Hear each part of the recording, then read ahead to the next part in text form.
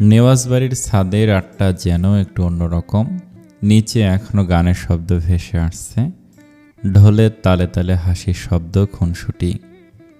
কিন্তু ছাদের এই কোনায় শুধু দুজন মানুষ আর তাদের নিঃশ্বাসের শব্দ। রোজা এখনো তুরজানের বুকে মুখ গুজে দিয়ে আছে। তুরজানের আঙুলগুলো আলতো করে রোজার চুলে ঘুরছে। কিছুক্ষণ চুপ থেকে রোজা বলল, আপনি আগের মতো নেই। তুরজান ভুরু তুলল, কেন? আগে কেমন ছিলাম? আগে একটু বেশি পাগল ছিলেন। তুরজান হেসে ফেলল, পাগল মনে হয় তোর? রোজা মাথা নাড়ল, না, এখন বেশি বিপজ্জনক মনে হয়। কেন? রোজা চোখ তুলে তাকালো, আগে আপনি ভালোবাসতেন, আর এখন আমার সুখের অসুখ হয়ে হৃৎপিণ্ডে গেঁথে গেছেন। তুরজান কিছুক্ষণ চুপ করে রইল, তারপর হঠাৎ করে রোজার কপালে টোকা দিল। এইসব ডায়লগ কোথা থেকে শিখিস? রোজা ঠোঁট ফুলিয়ে বলল, কার থেকে শিখবা? আপনার কাছ থেকে শিখেছি।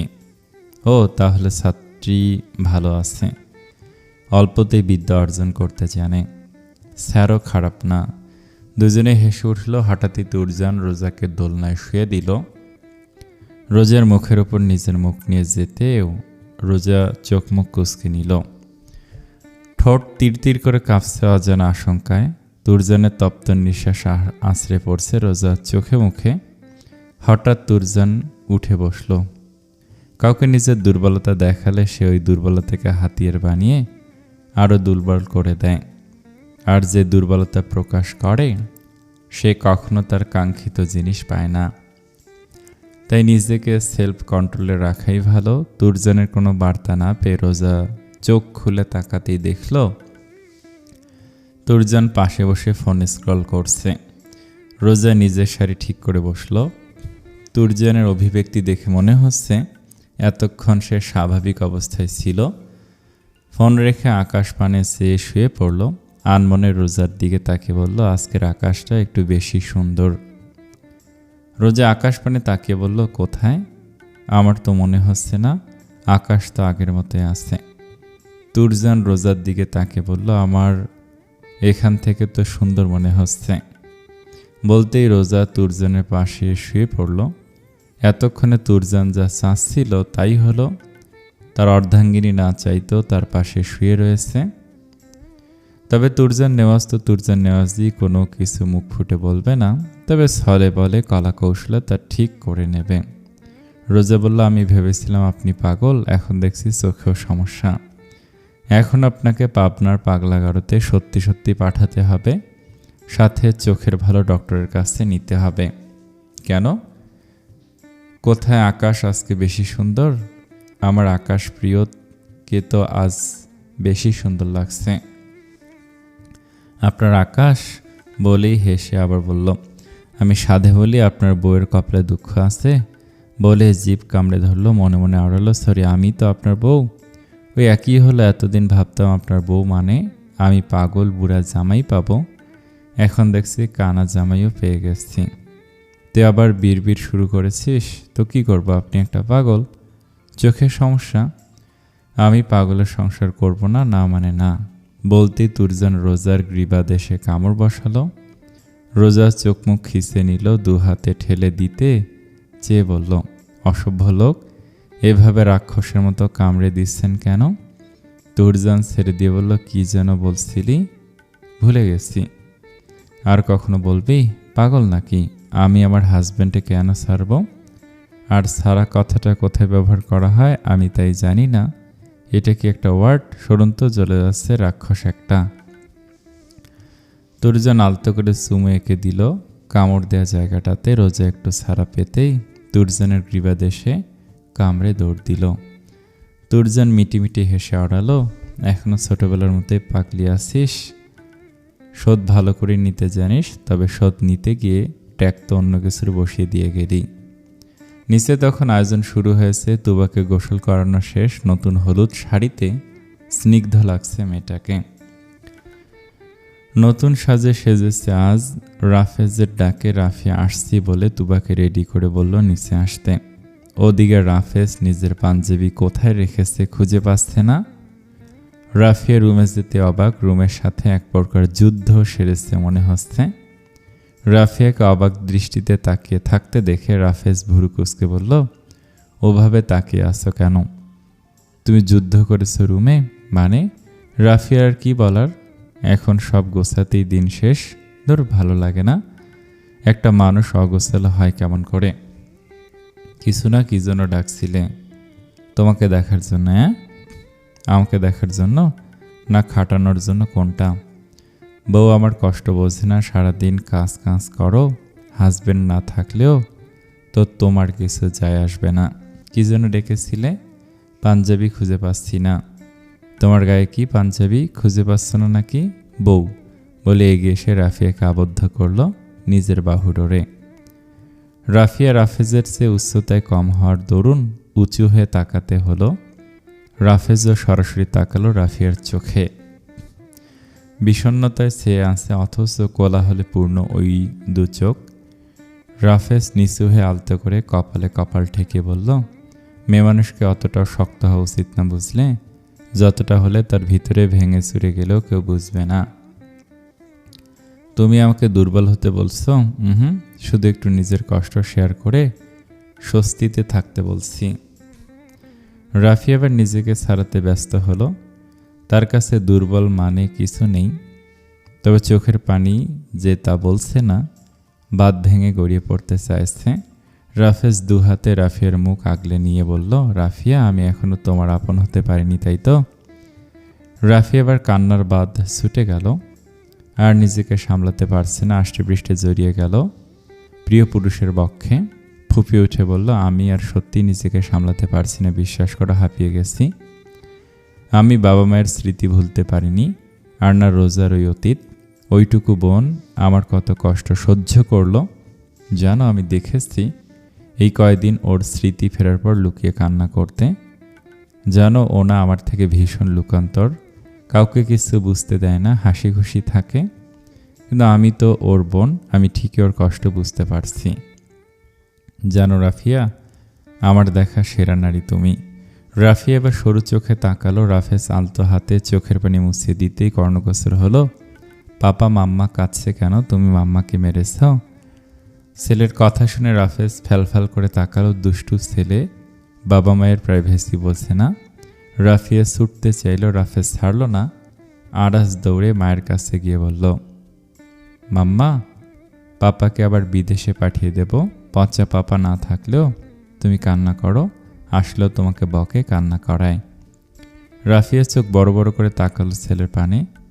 ছেলে তার সত্যি মুখ পাতলা, পেটে কিছু থাকে না। রাফেজ রাফিয়াকে ছেড়ে দিতেই দূরে সরে দাঁড়ালো। ছেলেকে আবার কোলে তুলে নিয়ে বলল, তোমার মাম্মা কান্না করে? তো মাম্মা যখন কষ্ট পায় তখন কান্না করে, তোমার জন্য, পিপির জন্য, ও সরি খালামণির জন্য। রাফেজ তাকাতে রাফিয়া চোখ ঘুরিয়ে অন্যদিকে তাকালো। রাফেজ আরাসকে চোখ বন্ধ করতে বলল। আরাস দুহাতে চোখ ঢেকে নিতে রাফেজ রাফিয়ার কাছে গিয়ে হয়তো কপালে ঠোঁট ছোঁয়ানোর প্রস্তুতি নিচ্ছিল, তখনই রোজা রুমে ঢুকে গেল। দুহাতে চোখ ঢেকে অন্ধের মতো করে বলল, সরি, আমি কিছু দেখিনি। রাফিয়া রাফেজের বাহুতে আস্তে থাপ্পড় দিয়ে দূরে সরে দাঁড়ালো।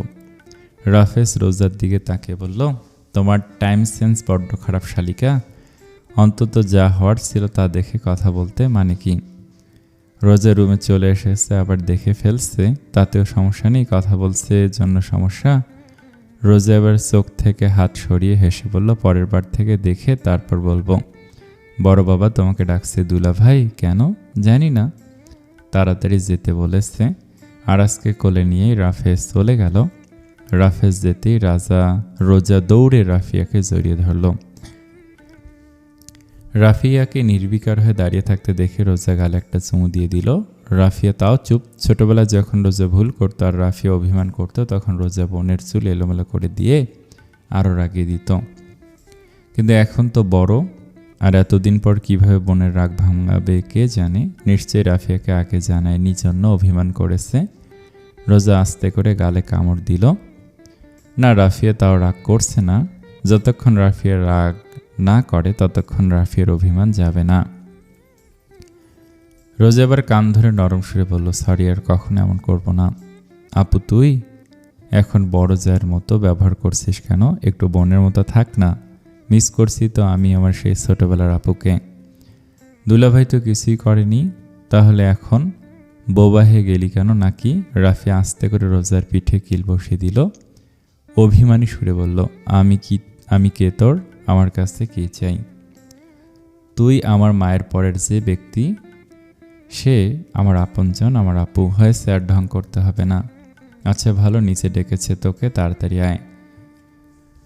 বলে অপর গালে ঠোঁট ছুঁয়ে যেতে যেতে বলল, দুলাভাইয়ের অসম্পূর্ণ কাজ সম্পূর্ণ করলাম।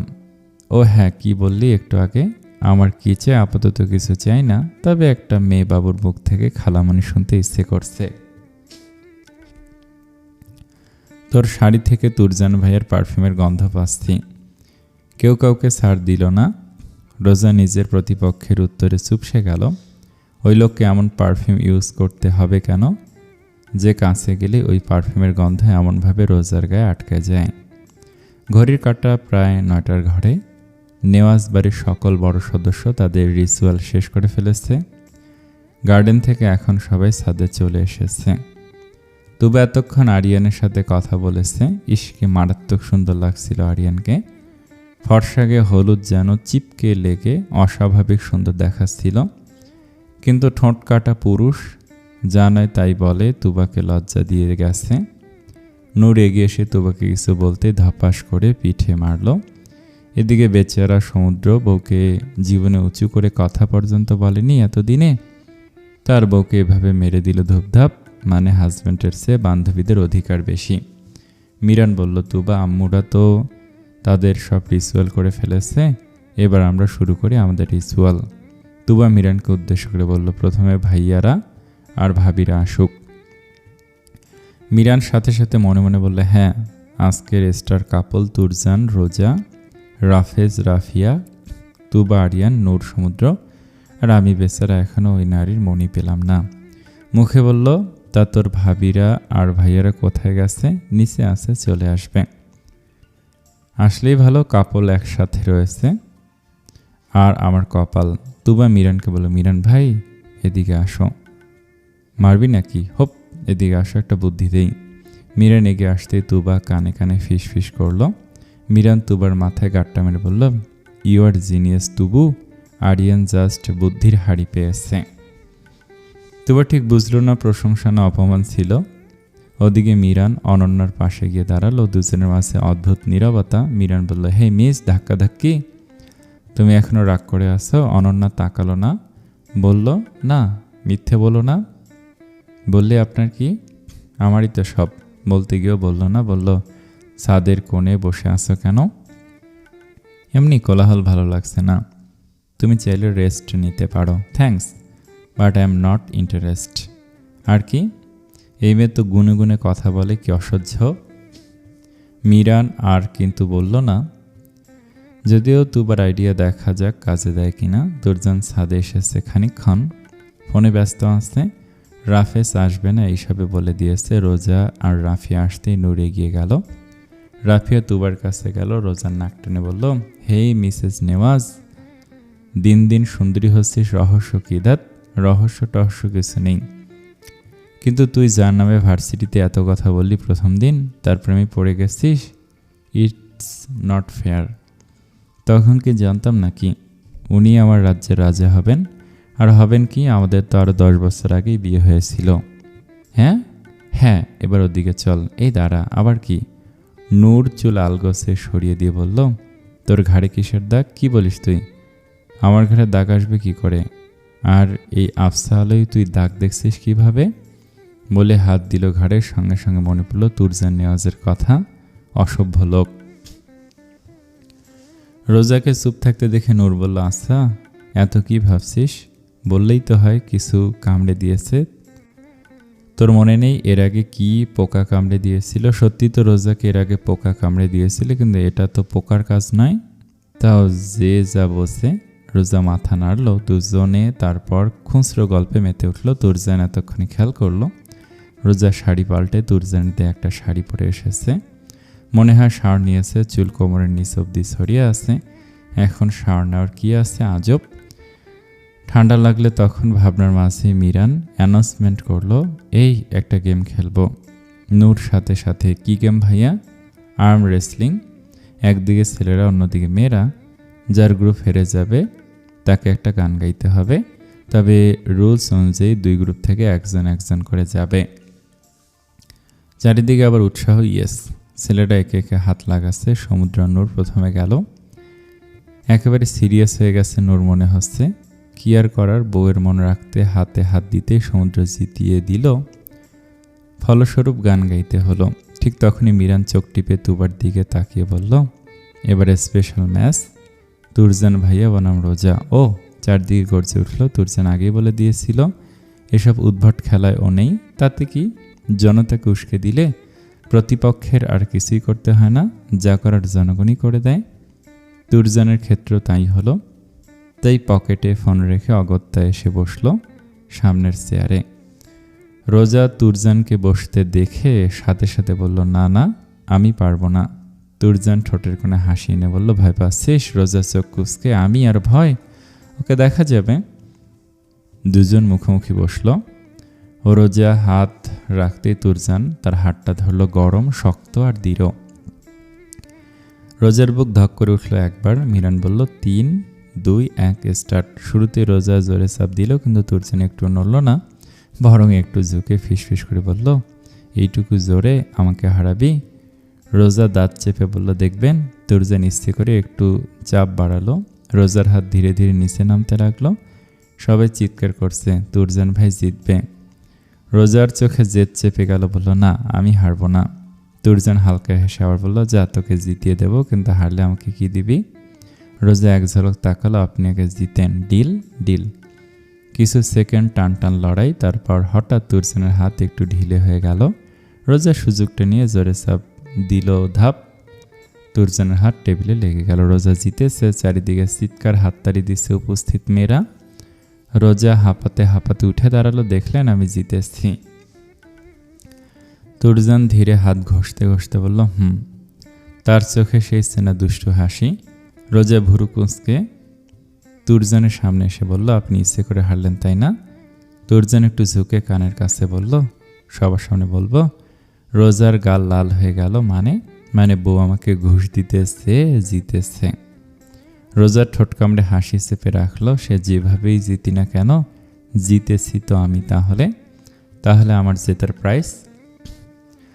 তুরজান চোখে চোখ রেখে বলল, ডিল হয়েছে, তোকে জিতিয়ে দিলে আমি যা চাইবো তাই পাবো। তাহলে তুই কি পাবি? কিছু না, পরে বুঝে নিব। এখন হেরে যাওয়ার সেলিব্রেশন করুন, ঝটপট গান গেয়ে ফেলুন। তাই হলো। রুলস হিসেবে মিরান তুরজানের হাতে গিটার তুলে দিল। তুরজান আগে গিটার বাজাতো, এখন অতটা পারফেক্টলি না হলেও পুরনো অভ্যাস এখনও আছে।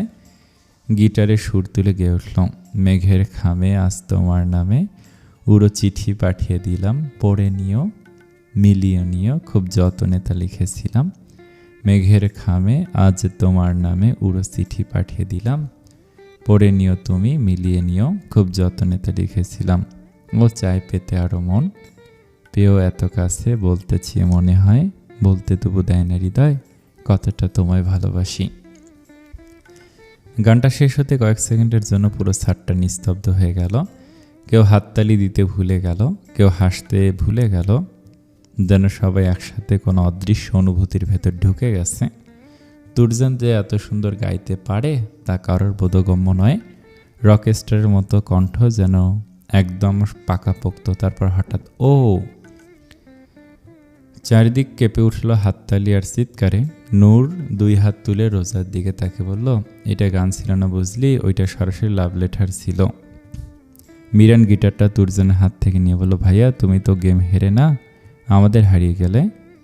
তোমার কণ্ঠ কিন্তু আগের থেকে সুন্দর হয়ে গেছে। 2 বার ঠোঁট কামড়ে রোজার দিকে তাকে ফিসফিস করলো, এইসব গানের পরও যদি কেউ বলে কিছু না, তাহলে আমি মানি না।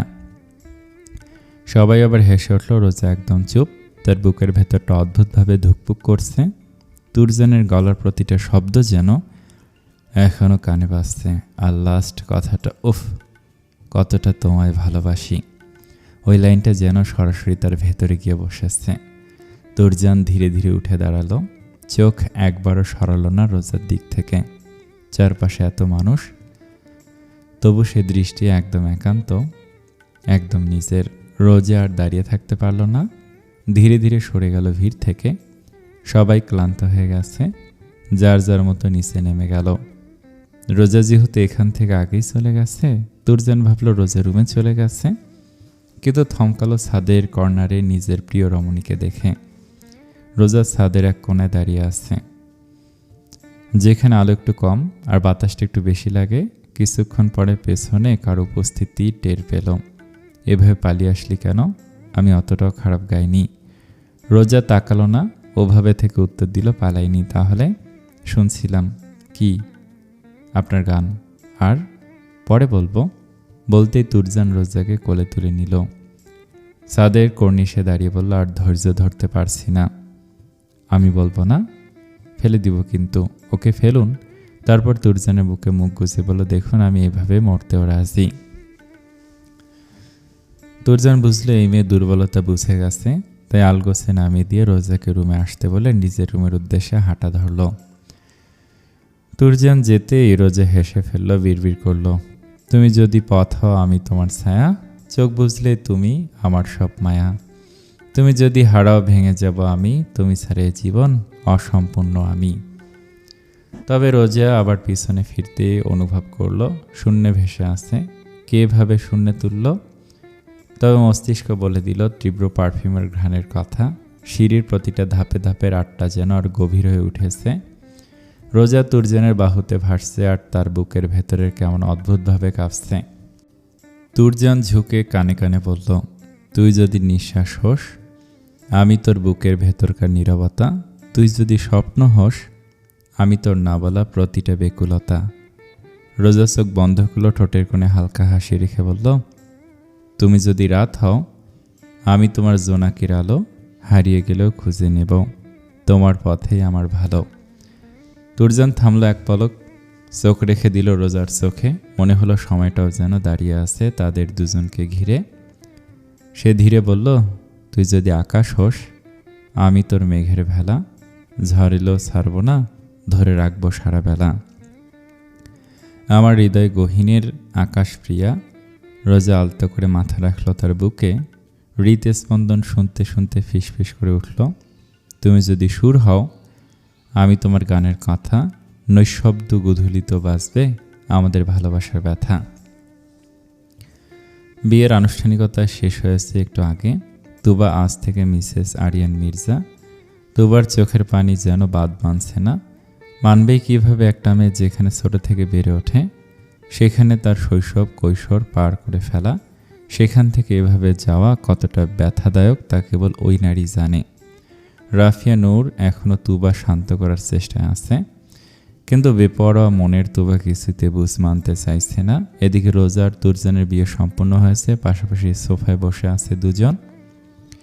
রোজা কবুল বলার সময় যখন কাঁপছিল, তখন তুরজান নিজের হাতে রোজার হাত আঁকড়ে ধরেছিল। হয়তো বিশ্বাসের জোরে এখনও রোজা স্বাভাবিক অবস্থায় আছে। রোজা তুরজানের দিকে তাকাতেই দেখল সে তার দিকে তাকিয়ে আছে। এভাবে তাকানোর কি আছে আজব? রোজা চোখ নামিয়ে নিল, তুরজান হাত ছেড়ে দিল। তুরজান কি করে বুঝলো রোজা তুবার কাছে যেতে চাচ্ছে? রোজাকে নির্বিকার বসে থাকতে দেখে তুবার নিজের হাতে রোজার হাত ধরে তুবার দিকে যেতে যেতে বলল, চলুন মিসেস নেওয়াজ, আপনার আনমনে বলা বাক্যের গন্তব্যস্থানে। রোজা বেশ খুশি হলো, কি সুন্দর রোজার কথা বুঝে গেছে। তুবার সামনে গিয়ে দাঁড়াতেই তুবা ভাইকে জড়িয়ে ধরল। কান্নার বাঁধ ভেঙে সকল কথারা যেন উগড়ে যেতে লাগলো। বিয়ের আগে মেয়েদের বাবার পরে এই একটিমাত্র ভরসার জায়গা যেখানে তারা নিশ্চিত। তুবা এতদিন তাই ছিল। তুরজান বোনের মাথায় হাত বুলিয়ে শান্ত করার চেষ্টা করলো। মেয়েরা সারা জীবন বাবার বাড়িতে থাকে না, তাদের আসল গন্তব্য ওই স্বামীর বাড়ি। তারপর সব বুঝিয়ে বলে একটু শান্ত করে আরিয়ানের কাছে গেল। রোজা প্রায় কান্না করে দিচ্ছে, তবু কান্না থামালো। রোজা এখন কান্না করলে নিশ্চয়ই তুবা আরও ভেঙে পড়বে। আগের থেকে একটু থেমেছে কান্না। ওদিকে তানিয়া নেওয়াজ কোনায় দাঁড়িয়ে অশ্রু বিসর্জন দিচ্ছে। এভাবে মেয়ে তার এত বড় হয়ে গেল, অথচ তার কাছে এখন একটা শিশুর ন্যায় মাত্র। মেয়েরা বাবা মায়ের কাছে কখনো বড় হয় না। তাজারুল নেওয়াজ তো বাবা, বাবা নামক মানুষকে যে কখনো ভেঙে পড়তে দেখা যায় না, তাই তো তিনি এখনও পাষাণ্ডের মতো সবার সাথে হেসে কথা বলছেন, অথচ ভিতরে তার দগ্ধ হচ্ছে ভীষণভাবে। মোস্তফা নেওয়াজ ভাইকে উদ্দেশ্য করে বলল, ভাইজান তুমি বরং উপাসে গিয়ে বসো, আমি এদিকটা সামলে নেব। আমাকে দুর্বল ভাবছিস, আমি কিন্তু মোটেও কষ্ট পাচ্ছি না। জানো তো ভাইজান, কিছু না জিজ্ঞাসা করতে মানুষ যে উত্তরগুলো সামনে মেলে ধরে ওগুলো আসলেই হয়। তারা ভাবে তারা ওই উত্তর দিলে হয়তো সত্যি থেকে বাঁচতে পারবে, অথচ তারা মনের অশান্তিই তা প্রকাশ করে ফেলে। দুই ভাইয়ের কথোপকথনের মধ্যে রেহানা নেওয়াজ বলল, ভাইজান তুবার শ্বশুরবাড়ি থেকে তারা দিচ্ছে, তাছাড়া সন্ধ্যা ঘনিয়ে এসেছে, নিয়ম অনুযায়ী বিদায়ের পালা। তাজদুল নেওয়াজ নিজেকে সামলে নিয়ে বলল, যাও আমরা আসছি। রাহেলা নেওয়াজ তুবার পাশে বসে বোঝাতে লাগলো শ্বশুরবাড়িতে কিভাবে সবার সাথে মিলেমিশে চলতে হয়, কিভাবে সবাইকে আপন করতে হয়। রোজা তার পাশে বসে আছে, রাফিয়া, নূর, অনন্যা বসে আছে। হঠাৎ মিরান রোজাকে উদ্দেশ্য করে বলল, বোনো, তোর কি একটু দয়া মায়া নেই? কেন ভাই, আমি কি করলাম? শ্বশুরবাড়ি যাচ্ছিস, অথচ আমাকে জড়িয়ে ধরে একটু কান্নাকাটি করলি না, কেমন পাষাণ তুই। রোজা উঠে মিরানের কাছে যাওয়ার আগে হাত উঁচিয়ে বলল, এই থাম, আমার নতুন পাঞ্জাবি নষ্ট করার দরকার নেই বলে নিজে রোজাকে জড়িয়ে নিল। তার এই তো বোন, যে বোনের আশা পূরণ করে এসেছে এতদিন। মিরানের জীবনের সবচেয়ে খুশির দিন যে তার বোন তাদের বাড়িতেই থাকবে। তারপর তুবাকেও এনে দুই বোনকে আলিঙ্গন করে রাফিয়াকে উদ্দেশ্য করে বলল, দেখো ভাবি, আমার বোনরা আমাকে রেখে বিয়ে করে নিল, আমার যত কষ্ট। বলতেই তুবা মিরানের পাঞ্জাবি রুমাল হিসেবে ব্যবহার করলো। মিরান তুবার দিকে ভুরু কুঁচকে বলল, আরিয়ানের থেকে হিসাব বুঝে নেব। একে একে বিদায়ের পালা চলে আসলো। তুবা কান্নাকাটি করে নিজের বেহাল দশা বানিয়ে ফেলেছে। পরিবারের সবার থেকে বিদায় নিয়ে গাড়িতে বসানো হয়েছে তাকে। এখনও গাড়ির জানালা দিয়ে চেয়ে দেখছে প্রিয় মুখগুলো। আরিয়ানও সবার থেকে বিদায় নিয়ে গাড়িতে বসলো। তুরজান বারবার বলে দিয়েছে সে নাকি নেওয়াজ বাড়ির যান নিয়ে যাচ্ছে, তার যথাযথ খেয়াল রাখতে। বাবার যে ভাই বিয়ের দিনই বোনের জন্য বোনের হাজব্যান্ডকে এই হারে ইনডাইরেক্টলি হুমকি দেয়, সে না জানি ভবিষ্যতে কি করতে পারে। সন্ধ্যা হয়ে যাওয়ায় সব রীতি তাড়াতাড়ি শেষ করে দেওয়া হয়েছে। মির্জা বাড়ি নেওয়াজ বাড়ি থেকে অধিক দূরত্বে হওয়ার আগেই বেরোতে হচ্ছে, তো যেতে যেতে প্রায় 12টা বাজবে। আরিয়ানের বাবা তাজারুল নেওয়াজের থেকে বিদায় নিলেন। তারা এক খাঁটি সম্পর্কে থেকে অন্য একটা পারিবারিক সম্পর্কে গেলেন, বন্ধু থেকে বেয়াই সম্পর্কে। অবশেষে বিদায় নিয়ে মির্জাবাড়ির গাড়িগুলো ছুটে গেল তার গন্তব্যে। বিদায়ের পালা শেষে অনেক অতিথি তার গন্তব্যে ছুটলেন। বাড়ি এখন কেবল নেওয়াজ পরিবারে আছেন। সারাদিন ভীষণ খাটুনির পর সবাই ক্লান্ত, বিশ্রাম নেওয়া প্রয়োজন। সবাই সবাইকে ডেকে বিশ্রামের উদ্দেশ্যে পা বাড়ালেন। রোজাকে আগেই বরণ করে নিয়েছেন তানিয়া নেওয়াজ। সবাই গেলেও তানিয়া নেওয়াজ এখনও দাঁড়িয়ে আছেন। রোজাকে দাঁড়িয়ে থাকতে দেখে মাথায় হাত রেখে কপালে চুমুকে বললেন, তাড়াতাড়ি ভেতরে আসতে, তুরজান চলে আসবে। তিনি যেতে রোজা গেটের দিকে উকি দিল। লোকটা সেই তখন কল রিসিভ করতে ওদিকে গেল, এখনও আসছে না কেন? তার জন্য রোজার এখনও কত শখ অপূরণীয় থেকে গেল। উকিদার মাঝেই তুরজান ফোনের দিকে তাকিয়ে সামনে এগিয়ে এলো। রোজার পাশ কাটি একটু সামনে এগোলো। রোজার এবার অভিমানের পাল্লা দ্বিগুণ হলো। যার জন্য দাঁড়িয়ে আছে সেই তাকে না দেখে ফোন স্ক্রল করতে করতে চলে যাচ্ছে। রোজাকে অদৃশ্য হয়ে আছে, যে তাকে দেখা যাচ্ছে না। রোজা ওভাবে দাঁড়িয়ে রইল। পরনের ভারী লেহেঙ্গা আর গহনায় তার ভীষণ অস্বস্তি হচ্ছে। এতক্ষণ ধরে এইসব পড়ে আছে। রোজা নিজের নখ খুঁড়তে খুঁড়তে তুরজানের দিকে তাকাতে চাইল। হঠাৎ শক্তপোক্ত কোনো বক্ষে বাধা খেল। সামনে স্বয়ং তুরজান নেওয়াজ দাঁড়িয়ে আছে। রোজা হঠাৎ ধাক্কায় পিছপা হওয়ার আগেই তুরজান সামনে নিল। ফোন পকেটে রেখে দুহাত কোমরে দিয়ে প্রেয়সীকে আগলে নিল। রোজা কথা বলবে না, তে অন্য পাশে মুখ ঘুরিয়ে রাখল। মিসেস নেওয়াজ, শুনতে পাচ্ছেন? না। আমার একান্ত ব্যক্তিগত সুইটনেস রোজ, শুনতে পাচ্ছ? না, শুনতে পাচ্ছি না। আমার মেয়ের আম্মু, শুনতে পাচ্ছ কি? না, সে শুনতে পাচ্ছে না। তুরজান এবার রোজার কানের কাছে মুখ নিয়ে বলল, বউ, শুনতে পাচ্ছিস? রোজা অভিমানে মুখ ঘুরিয়ে বলল, সরুন তো, আপনার সাথে আমার কথা নেই। আপনার জন্য আমার কত শখ পূরণ হয়নি, আমি আপনাকে বিয়ে করিনি। তুর্জন হেসে বলল, সত্যি? আমি আপনাকে 9 বার কবুল বলেছি, সব ফেরত নিয়ে নিলাম। বলে আবার 9 বার কবুল বলল। রোজা যে কয়বার কবুল বলেছে তুর্জন প্রত্যেকবার রোজার সাথে কবুল বলেছে। রোজা অভিমানী কণ্ঠে বলল, ফেরত নিতে বলেছি, নিয়েছি কবুল, এইবার আমাকে ছাড়ুন। ফেরত নিতে গিয়ে আবার 9 বার বললি, মানে তুই আমাকে আবার 3 বার বিয়ে করলি, এত ভালোবাসা রাখবো কই বউ? রোজা তুর্জনের কথায় আর কিছুই বলতে পারল না। মুখটা অন্যদিকে ঘুরিয়ে রাখলেও চোখের কোণে অভিমানের সাথে লুকোনো একটা অদ্ভুত নরমতা কাজ করছে। তুর্জন সেটা খুব ভালো করে বুঝতে পারছে। সে ধীরে ধীরে রোজার হাতটা নিজের হাতের মধ্যে নিয়ে নিল। এবার জোর করে না, একদম আলতো করে, যেন অনুমতি নিচ্ছে। তুর্জন একটু নিচু গলায় বলল, তার শখগুলো কি জানতে পারি? আর আমার জন্য আপনার শখ পূরণ হলো না, এটা জাস্ট মানতে পারছি না। রোজা নাক ফুলে বলল, আমি আপনার জন্য বিয়ের দিন কারে উঠতে পারলাম না, পুরো শহর ঘুরে দেখা হলো না। তুর্জন কথা ঘুরিয়ে বলল, এই ভারী লেহেঙ্গা পরে তুই দাঁড়িয়ে আসছিস কেন এখনো? রোজা মুখটা ঘুরিয়ে বলল, কারণ কেউ খেয়ালই করছে না আমাকে। তুর্জন 1 সেকেন্ড চুপ থেকে হালকা হাসলো। তারপর রোজার মুখটা নিজের দিকে ঘুরিয়ে নিল। আমি যদি খেয়াল না করি তাহলে এই হাতটা ধরলাম কেন? রোজা কিছু বলল না, শুধু তাকে রইল। তার চোখে এখনো অভিমান আছে, কিন্তু সেই অভিমানের ভেতরেই কোথাও একটা ভরসাও জমে আছে। তুর্জন ধীরে বলল, তা এখানে যে একদম চুপচাপ দাঁড়িয়েছিলি কেন? রোজা একটু নড়ে উঠল। তাই নাকি? আমাকে দেখেছেন? তাহলে সামনে দিয়ে চলে গেলেন কেন? কারণ আমি ভেবেছিলাম তুই ডাকবি। আমি কেন ডাকবো? তুর্জন একটু ঝুঁকে বলল, কারণ তুই অভিমান করলে আরো সুন্দর লাগে। এই কথা শুনে রোজা অবাক হয়ে তাকালো। আপনি কি আমাকে রাগাতে চান? তুর্জন খুব শান্তভাবে বলল, না, আমি তোকে বুঝতে চাই। রোজা আবার চোখ নামিয়ে ফেলল। সে আর কিছু বলতে পারছে না। অভিমানটা যেন একটু একটু করে গলে যাচ্ছে। তুর্জন আবার বলল, চলো বউ, ভেতরে যাই, সবাই ক্লান্ত, আর তুমি এভাবে দাঁড়িয়ে থাকলে তোমার পা ব্যথা করবে। রোজা এবার আস্তে করে বলল, আপনি আগে আগে চলে গেলেন কেন? তুর্জন একটু থামলো, তারপর বলল, আমি ফোনে একটা জরুরি কল পেয়েছিলাম, কিন্তু ভুল করেছি, তোমাকে না বলে চলে যাওয়া ঠিক হয়নি, সরি। রোজা এবার হালকা গলায় বলল, ভুল তো করলেনি, সরি লাগবে না। তুর্জন একটু হেসে বলল, তাহলে শাস্তি হবে কি? রোজা একটু ভেবে বলল, আজকে আমার শখ পূরণ করবেন। তুর্জন মাথা নেড়ে বলল, ঠিক আছে, শখ কি ঘুরতে যাওয়া?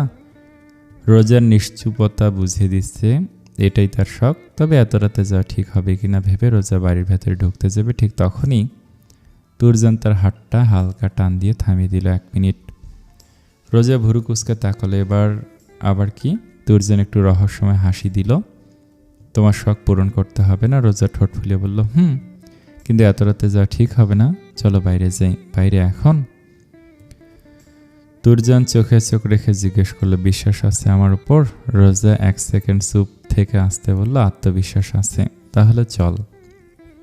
তুর্জন রোজার হাত ধরে বাড়ির ড্রয়িং রুমে নিয়ে এলো। 2 মিনিট দাঁড়াতে বলে দৌড়ে নিজের রুমে গেল।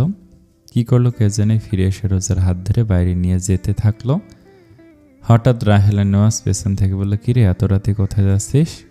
লং ড্রাইভে যাবা? তুর্জনের তেরা উত্তরে রাহেলা নেওয়াজ মুখ বাঁকালো। তার কি কাজ? এরা কোথায় গেল বা না গেল, তিনি তো পানি খেতে এসেছেন। তবে রোজার দিকে তাকে বলল, যেখানে যাবি যা, রোজার পোশাক পাল্টে নিয়ে যা, এত ভারী লেহেঙ্গা পরে অস্বস্তি হবে। রাহেলা নেওয়াজের কথার মাঝেই রোজাকে কোলে তুলে নিল। যেতে যেতে রাহেলা নেওয়াজের উদ্দেশ্যে বাক্য ছুড়লেন, বউ আমার, বউসহ বউয়ের ভারী লেহেঙ্গা সামলানোর দায়িত্ব আমার। তুর্জন এবার রোজাকে নিয়ে আবার গেটের বাইরে বেরিয়ে গেল। চারপাশে হালকা বাতাস, দূরে কিছু আলো, আর এক অদ্ভুত নীরবতা। গেটের ঠিক বাইরে এসে তুর্জন থামল। চোখ বন্ধ করো তো বউ। রোজা একটু সন্দেহ নিয়ে বলল, না করলে? তাহলে সারপ্রাইজটা পাবা না। রোজা একটু ভেবে শেষমেশ চোখ বন্ধ করলো, ঠিক আছে, কিন্তু কিছু উল্টাপাল্টা করবেন না। তুর্জন হেসে বলল, আমি কখনো তোর সাথে উল্টাপাল্টা করেছি? রোজা কিছু বলল না, শুধু চোখ বন্ধ রেখে তুর্জনের বক্ষে পড়ে রইল। রোজাকে দাঁড় করিয়ে দিল। তুর্জন আলতো করে রোজার কাঁধে হাত রেখে কয়েক কদম সামনে নিয়ে গেল। তারপর থেমে বলল, এবার চোখ খোলো। রোজা ধীরে ধীরে চোখ খুলল, আর খুলে একদম স্থির হয়ে গেল। সামনে একটা সুন্দর ডেকোরেশন করা গাড়ি দাঁড়িয়ে আছে। পুরোটা ছোট ছোট ফেরি লাইটে মোড়া, ফুল দিয়ে সাজানো, গাড়ির সামনে লেখা মিস্টার নওয়াজ ফার্স্ট রাইট। রোজার চোখ এক মুহূর্তে ভিজে উঠল, তার গলা কাঁপছে। এটা আমার জন্য? তুরজান পাশে দাঁড়িয়ে শান্তভাবে বলল, তুমি বলেছিলে তোমার শখ অপূর্ণ রয়ে গেছে। আমি ভেবেছিলাম আজকে তোমার প্রথম রাতটা একটু আলাদা হোক। রোজা ধীরে ধীরে গাড়ির দিকে এগিয়ে গেল, হাত বাড়িয়ে ফুলগুলো ছুঁয়ে দেখলো, যেন বিশ্বাসই করতে পারছে না। আপনি কখন করলেন এগুলো? তুরজান হালকা হেসে বলল, যখন তুমি ভেবেছিলে আমি তোমাকে খেয়াল করিনি। রোজা এবার তার দিকে ঘুরে তাকালো, চোখে পানি, ঠোঁটে হালকা হাসি। দৌড়ে গিয়ে তুরজানের গলা জড়িয়ে ধরল। তুরজান কয়েক পা পিছিয়ে গেলেও নিজেকে সামলে নিয়েছে। রোজার কোমরে হাত দিয়ে খানিকটা উঁচু করে ধরল। ফলস্বরূপ রোজার পা মাটি থেকে খানিকটা উঁচুতে। এই প্রথম নিজে থেকে আলিঙ্গন করলো স্বামী নামক পুরুষকে। অভিমান ভরা কণ্ঠে বলল, সরি, আমি আপনাকে ভুল বুঝেছি। তুরজান মিটিমিটি হেসে বলল, তুই ভুল বুঝলে সমস্যা নেই, আমি আসি তো ঠিক করে নেওয়ার জন্য। তবে এভাবে বারবার কাছে আনার জন্য হলেও তোকে রাগানো উচিত। রোজা এবার আর নিজেকে থামাতে পারল না। হঠাৎ করে তুরজানকে শক্ত করে জড়িয়ে ধরলো, আস্তে করে বলল, ধন্যবাদ। তুরজান একটু অবাক হলো, এরপর হাসলো। বউ তার একদম পাগল, এখনো ছোটদের মতো অভ্যাস হয়ে গেছে। তুরজান দরজা খুলে রোজাকে বসতে সাহায্য করলো, তারপর নিজের ড্রাইভিং সিটে বসলো। গাড়ি ধীরে ধীরে এগোতে শুরু করলো। চারপাশে নীরব রাত, রাস্তার লাইটগুলো একে একে পেছনে পড়ে যাচ্ছে। রোজা জানালার বাইরে তাকিয়ে আছে, কিন্তু তার মুখে এখন একদম অন্যরকম প্রশান্তি। জিজ্ঞেস করলো, কোথায় যাচ্ছি? তুরজান একটু তাকিয়ে বলল, যেখানে তোর মন ভালো হবে। রোজা হেসে ফেলল, তাহলে তো অনেক দূর যেতে হবে। তুরজান বলল, সমস্যা নেই, আজ রাতটা পুরো তোর নামে লিখে দিলাম। গাড়ির ভেতরে নরম একটা গান বাজছে। রোজা আস্তে করে মাথা ঠেকিয়ে দিল সিটে। গাড়ি এগিয়ে চলল অন্ধকার রাস্তা পেরিয়ে, আর তাদের নতুন জীবনের গল্পটাও ঠিক সেভাবে শুরু হয়ে গেল। একটা ছোট্ট সারপ্রাইজ দিয়ে, কিন্তু অনেক বড় একটা ভালোবাসা নিয়ে। তুরজান ছোট্ট একটা রেস্টুরেন্টের পাশে গাড়ি পার্কিং করলো। রোজাকে গাড়িতে বসে রেখে তুরজান বাইরে চলে গেল। রোজার জায়গাটা চিনতে বেশ কষ্ট হলো না। এখান থেকে তুরজান যাওয়ার আগে রোজাকে পায়েল আর চুড়ি কিনে দিয়েছিল। আবার হঠাৎ এখানে কেন এলো ভাবনার মাঝে তুরজান গাড়িতে ফিরে এলো। রোজার হাত দুটো নিয়ে সব ভারী চুড়ি খুলে দিতে লাগলো। অবশেষে খুলে দিয়ে মাত্র কিনে আনা কাঁচের চুড়ি নিজ হাতে পরিয়ে দিল। ইস, কি সুন্দর লাগছে চুড়িগুলো। তারপর একে একে রোজার সব ভারী গহনা খুলে ফেলতে বলল। এত গহনা পড়তে হবে কেন? অস্থিরতা বাড়ায় এসব গহনা। রোজা প্রথমে অবাক হলেও তুরজানের কথা ঠিকই মনে হলো। আসলে তো এমন ভারী গহনা রোজা পড়ে আছে। তুরজানের কথা মতো গহনা খুলে একদম স্বাভাবিক হয়ে বসলো। গহনাগুলোর জায়গা হলো গাড়ির ব্যাক সিটে।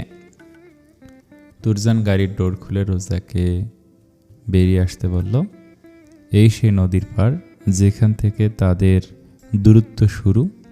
এখান থেকে দেখার পর 10 বছর কেউ কারো মুখ দেখতে পায়নি। তুরজান রোজার হাত ধরে সামনে এগোতে থাকলো। রোজা আজ একটা কথা বলছে না, শুধু তুরজানের মত অনুসারে তা মেনে চলছে। শুধু দেখছে একটা মানুষ ভালোবাসে আর কত পাগলামি করতে জানে। মাথা নিচু করে হাঁটতে শুরু করলো, আর তুরজান ঠিক তার পাশে রইল, একদম ছায়ার মতো, কিন্তু সবচেয়ে নিরাপদ ছায়া। রোজার হাত এখনো তুরজানের হাত আবদ্ধ হয়ে আছে। আর একটু শক্ত করে ধরে নিল হাতটা। আর তুরজান সে একবারও হাতটা ছাড়েনি, কারণ আজ থেকে এই নতুন জীবনে রোজার অভিমানও তার কাছে আর দূরত্ব না, বরং আরও কাছে টেনে আনার একটা অজুহাত। শুধু দুই নরনারী নদীকে সাক্ষী রেখে অজানা গন্তব্যে হাঁটতে লাগলো। নদী সাক্ষী হলো এক অবিশ্বাসী ভালোবাসার গল্পের উত্থান হয়ে, আর দুজন নদীকে সাক্ষী রেখে যেন বলে চলেছে ভালোবাসি, ভালোবাসি, ভালোবাসি। তুরজান আনমনে রোজার সাথে হাঁটতে হাঁটতে গিয়ে উঠল। এ মন শুধু তোমার, তুমি শুধু আমার, খুঁজে ফিরে আজও তোমাকে বারে বার। ভালোবাসি তোমায়, কাছে চাই বারে বার, তোমায় ছাড়া জগৎ লাগে বড় আধার। ভালোবাসি তোমায়, কাছে চাই বারে বার, তোমায় ছাড়া জগৎ লাগে বড় আধার। নদীর ধারে সেই মুহূর্তটা যেন সময়ের গায়ে আটকে গিয়েছিল। বাতাসে হালকা ঠান্ডা ছোঁয়া আর তুরজানের কণ্ঠে ভেসে আসা গানের সুর, সবকিছু মিলে রোজার ভেতরটা অদ্ভুতভাবে নরম হয়ে যাচ্ছিল। কিছুক্ষণ পর তুরজান থেমে গেল। এতক্ষণ রোজার কোলে মাথা রেখে চোখ বন্ধ করে নদীর পাড়ে শুয়েছিল। হঠাৎ রোজার দিকে তাকে হালকা হেসে বলল, চলো বউ, আর একটা জায়গা বাকি আছে। রোজা কিছু না বলে মাথা নাড়ল। তার চোখে এখন কোনো প্রশ্ন নেই, শুধু বিশ্বাস। গাড়িতে উঠে বসার কিছুক্ষণের মধ্যেই রোজার চোখ দুটো ভারী হয়ে এলো। সারাদিনের ক্লান্তি, আবেগ আর এক অদ্ভুত প্রশান্তি সব মিলিয়ে সে কখন যে ঘুমিয়ে পড়েছে সে নিজেও জানে না। ফ্রন্ট সিটের পিছনের দিকে মাথা হেলিয়ে রেখেছে, হয়তো ঘুমের শান্তি হচ্ছে না। তুরজান রোজাকে এনে তার কোলে বসিয়ে দিল। রোজা হঠাৎ উষ্ণতা পাওয়ায় তুরজানকে আষ্টেপৃষ্ঠে জড়িয়ে ধরল, বুকে মাথা রেখে ঘুমের দেশে পাড়ি জমালো। তুরজান একবার তাকিয়ে মুচকে হাসলো, রোজার পিঠে এক হাতে জড়িয়ে অন্য হাতে ড্রাইভ করতে লাগলো। পরপর কপালে ঠোঁট চেয়ে আওড়ালো পাগলি একটা। এদিকে আরিয়ানদের গাড়ি ছুটে চলেছে মির্জাবাড়ির উদ্দেশ্যে। রাত প্রায় 10:40। তুবা আর আরিয়ান এক গাড়িতে, তার পিছনে আত্মীয়রা সব অন্য গাড়ি করে আসছে। আরিয়ান ড্রাইভ করছে, পাশে তুবা বসে। আর তুবা এখনো কান্না করেই যাচ্ছে। আরিয়ান একটু পরপর টিস্যু এগিয়ে দিচ্ছে আর মুচকে হাসছে। আরিয়ানের হাসি যেন তুবার আগুনে ঘি ঢালার মতো। এই লোক দিব্যি হাসছে, আবার তুবাকে টিস্যু এগিয়ে দিচ্ছে। মানে কি? তুবা যেন আরও কান্না করে, তাই বোঝাচ্ছে। তুবা এক ধ্যানে বাইরে তাকিয়ে থাকলো। সে প্রিয়জন ছেড়ে এসেছে, কষ্ট তো তার হবেই, পাশাপাশির লোক তো তার প্রিয়জন ছাড়েনি। তুবা বাইরে তাকিয়েই ডেস্কে টিস্যু বক্স থেকে টিস্যু নেওয়ার জন্য হাত বাড়ালো। ভাগ্যক্রমে টিস্যু আর নেই, সব শেষ করে ফেলেছে। আরিয়ান আবার শব্দ করে হেসে ফেললো। তুবা অগ্নিভহ চোখে তাকাতে আরিয়ান থেমে গেল। বিশ্বাস করবো, তুমি যেভাবে কান্না করবে জানলে আমি আরও টিস্যু বক্স নিয়ে আসতাম। আফসোস, আমি জানতাম না। আমি কান্না করছি তাতে আপনার কি? আপনার তো ভালোই লাগছে। তা লাগবে না? বউ পেলে কার না ভালো লাগে বলো? অসভ্য পুরুষ, সভ্য হয়ে লাভ কি? বলে একটা মেলি রুমাল বের করে এগিয়ে দিল তুবার দিকে। এই রুমাল তো তুবা সেদিন ওই অচেনা লোকটার হাত বেঁধে দিয়েছিল। তুবা আবার কিছু বলতে উদ্যত হতে আরিয়ান এক হাতে তুবাকে টেনে কোলে বসালো। তুবা এতক্ষণ রেগে থাকলে এখন ভীষণ লজ্জা পাচ্ছে। হঠাৎ কেমন অনুভূতিটা জমা হচ্ছে। ছটফট করতে আরিয়ান তুবার কপালে ঠোঁট চেয়ে দিল। তুবা লজ্জায় এখন মরিমরি অবস্থা, একদম নিস্তেজ হয়ে রইল। রুমালের দিকে তাকিয়ে বলল, রুমালখানা এক প্রেয়সী দিয়েছিল, তাই যত্ন করে রেখেছিলাম, কিন্তু এখন প্রেয়সীর চেয়ে বউকে বেশি আপন মনে হচ্ছে, তাই আপনাকে দিলাম। ফেরত দিলেন কিন্তু ম্যাডাম কি লজ্জা পাচ্ছেন? তুবাকে চুপ থাকতে দেখে আরিয়ান মজা করে আবার বলল, লজ্জা পাচ্ছেন ম্যাডাম? লজ্জা ভেঙে দিব? লজ্জায় তুবার চোখ মুখ দিয়ে লাভা বের হচ্ছে। এমন অসভ্য পুরুষ আছে পৃথিবীতে? পরপর নিজের কানের কাছে ঠোঁটের ছোঁয়া পেতেই তুবা হকচকিয়ে গেল। নিজে ঘুরে তাকাতে গিয়ে বাঁধল আরেক বিপত্তি। আরিয়ানের ঠোঁট প্রায় ছুঁয়ে দিচ্ছিল তার ঠোঁট। ভাবনার মাঝে আরিয়ান ব্রেক কষল। তুবা হকচকালো বটে, তবে তার আগেই আরিয়ান তাকে তার সিটে বসিয়ে দিল। তারা মূলত মির্জা গেটের সামনে উপস্থিত হয়ে গেছে। তুবার শাশুড়ি সহ বেশ কিছু আত্মীয় এগিয়ে এসে তুবাকে বরণ করে নিল। বরণ শেষ করে তুবাকে ভিতরে নিয়ে যাওয়া হলো। তুবা আজ থেকে মির্জা পরিবারের বৌমা। তার পুরো পৃথিবী পাল্টে গেছে। কি অদ্ভুত নিয়ম, তাই না?